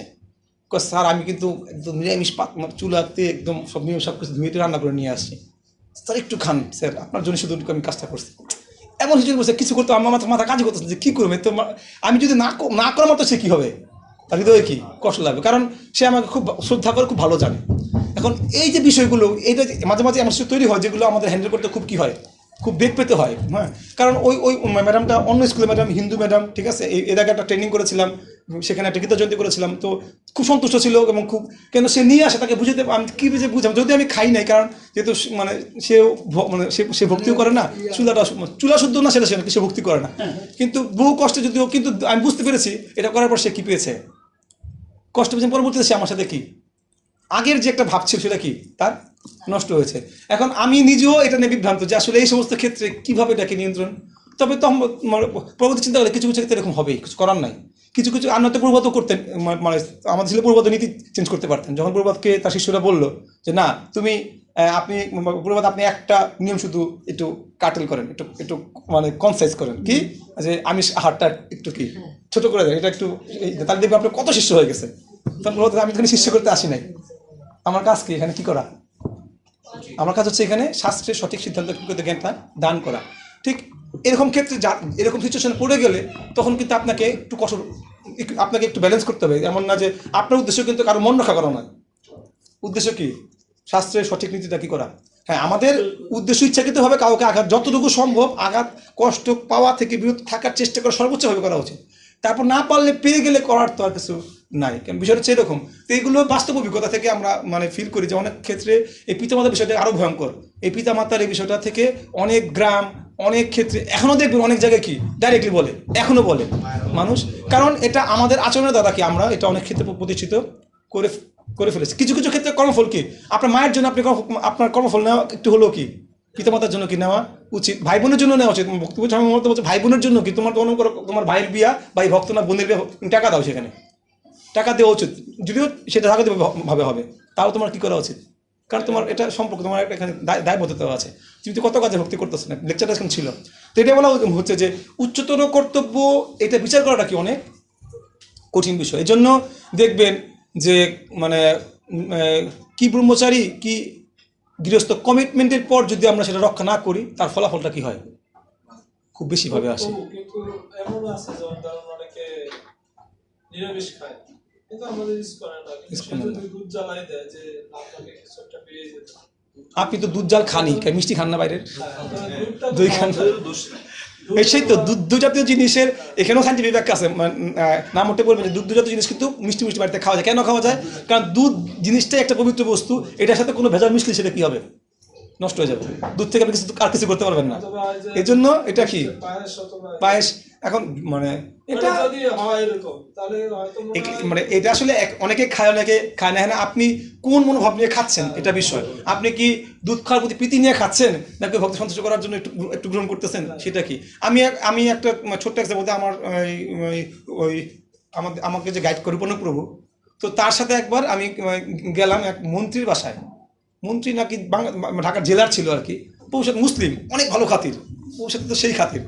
তো উনার সাথে না, উনার পরিবেশের সাথে খাতির, উনার ওয়াইফ মেয়ে, হ্যাঁ মহা খাতির। এখন হঠাৎ করে দেখি ওই মানে উনার ওয়াইফ, যার বাসায় গেছে তার ওয়াইফ একটা মিষ্টির বাক্স লইছে, লাড্ডু নাকি সে একটা বাক্স নিয়ে এসছে, হ্যাঁ খাওয়াইবো, ঠিক আছে। প্রভু কী করবো, প্রভু দেখি ঠিকই তার থেকে কি একটু নিয়ে মুখে দিলে, যখন মুখে একটু নিয়ে একটু মুখে দিয়ে পরে রেখে দিল। পর প্রভু আইসা বলতে আছে সামনে মাঝে মাঝে এগুলো করতে হয় তো বুঝাচ্ছিল আর কি, ঠিক আছে। এটা আসলে প্রয়োজন ছিল আসলে, ঠিক আছে। কিন্তু তো এগুলো আসলে এগুলো এক একজন মানে মানে উদ্দেশ্যটা মনোভাবটা কি, ভক্তি জীবনে পুরোটা নির্ভর করতেছে কিসের উপর, আপনার মনোভাবের ওপর, কি মনোভাবে আপনি আসলে কাজটা করতেছেন কিছু কিছু। তবে একটা নির্দিষ্ট নিয়ম নীতি লঙ্ঘন না করে আপনি বেসিক প্রিন্সিপাল তো অবশ্যই আমাকে মানতে হবে, সেই বেসিক প্রিন্সিপাল বাইরে তো যাওয়া যাবে না।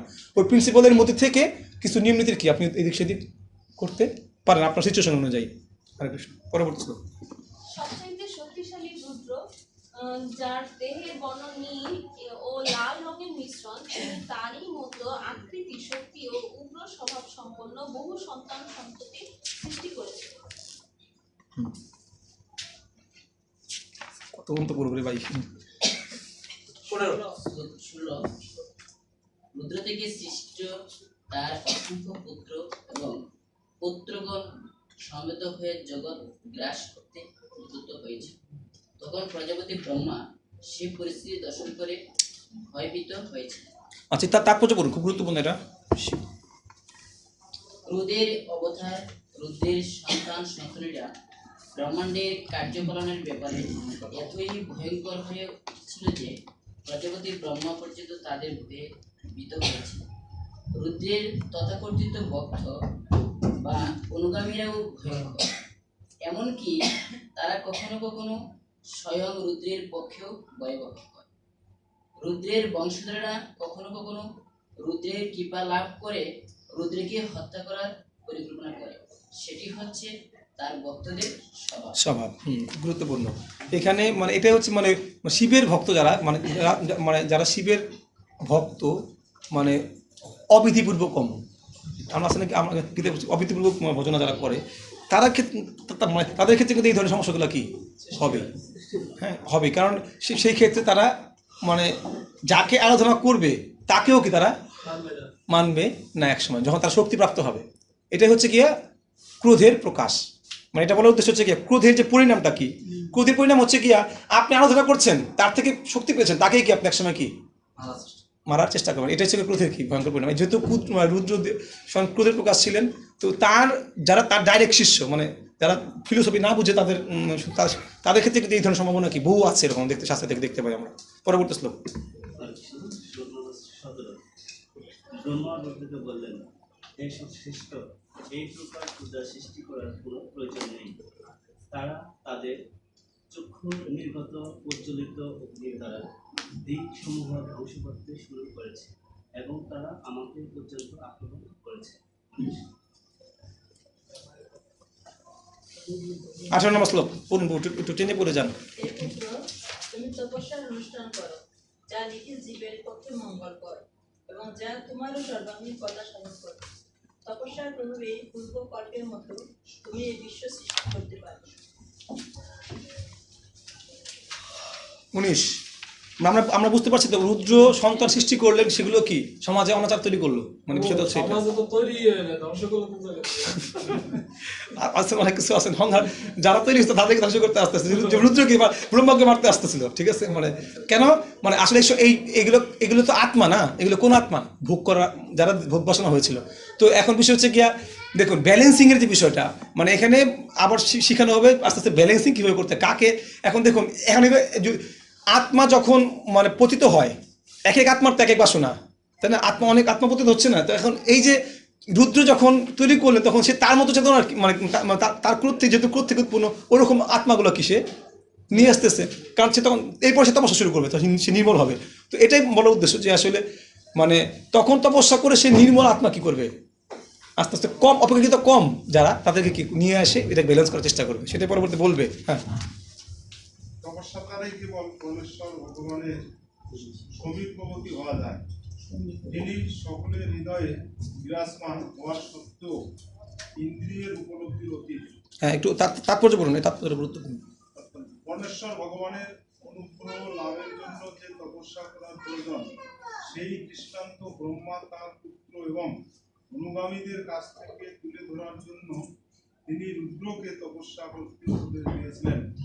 ভগবদ্গীতায় বলা হয়েছে যে সাধারণ মানুষেরা শ্রেষ্ঠ ব্যক্তি কর্তৃক প্রদর্শিত পথ অনুসরণ করেন, তাই রুদ্রের সন্তান সন্ততির প্রতি বীতশ্রদ্ধ হয়ে এবং সেই প্রকার অবাঞ্ছিত জনসংখ্যা বৃদ্ধি করার ফলে তারা তাকে গ্রাস করে ফেলতে পারে, এই ভয়ে ব্রহ্মা রুদ্রকে সেই অবাঞ্ছিত সন্তান সন্ততি উৎপাদন করা বদ্ধ করে পরমেশ্বর ভগবানের কৃপা লাভের জন্য তপস্যা করতে উপদেশ দিয়েছিলেন।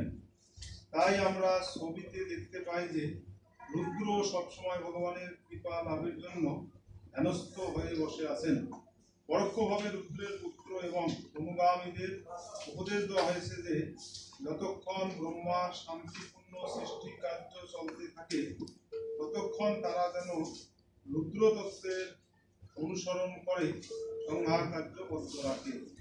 হরে কৃষ্ণ। প্রভু ফোন দিয়েছিলেন? হ্যাঁ, না ক্লাস তো শেষ এখন হয় নাই, হবে একটু চলছে ক্লাস।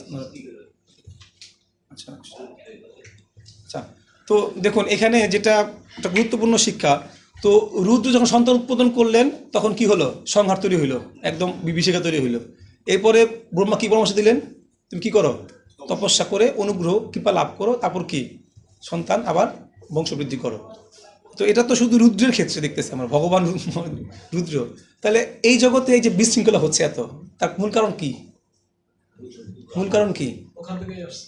হ্যাঁ, মূল মানে শাস্ত্র বলা হচ্ছে যে এই যে মানে পতিত অনুভব, আমরা ক্লাসে বলছিলাম এটা, যে আমাদের এই পৃথিবী দুইটা ভাবে কি হতে পারে, পরিশুদ্ধ হতে পারে পৃথিবী, এই জগৎ। একটা হচ্ছে কি হরিনাম সংকীর্তন, আরেকটা হচ্ছে গর্ভধান সংস্কার।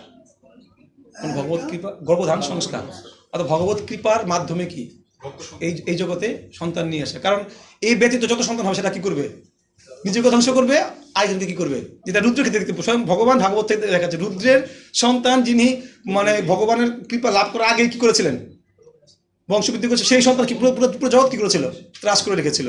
এবং পরবর্তীতে ব্রহ্মার কৃপাতে সে কি করলেন, মানে ভগবত ভক্তির অনুগ্রহ করে সে কি পরবর্তীতে দেখবেন তারা আবার কি করবে। সুতরাং এটা কিন্তু একটা কি ধ্রুব সত্য বিষয়টা। হ্যাঁ, এটা খুব গুরুত্বপূর্ণ বিষয়।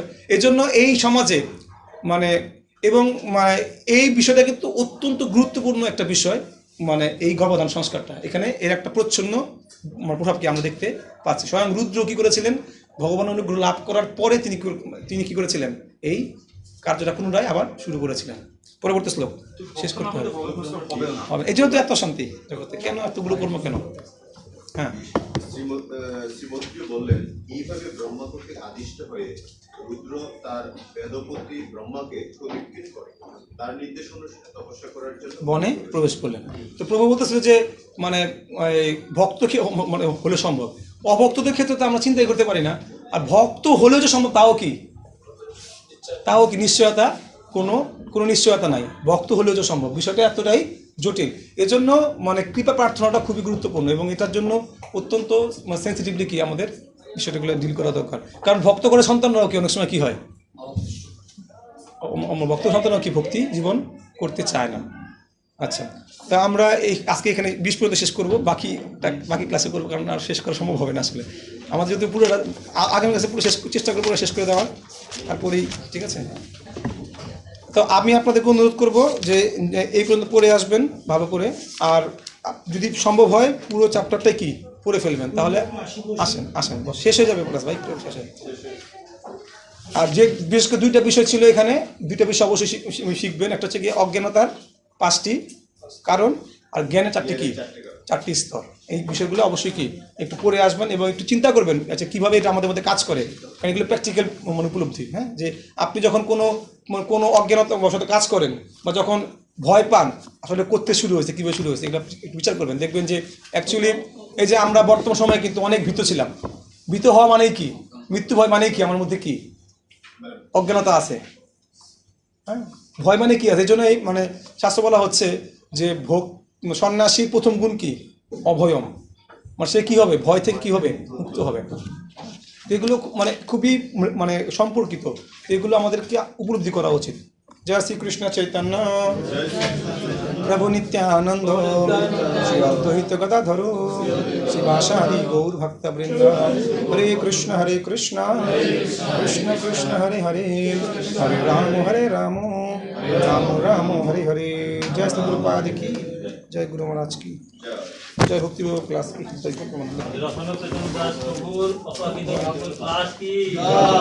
কি জয়, ভক্তবৃন্দ কি জয়।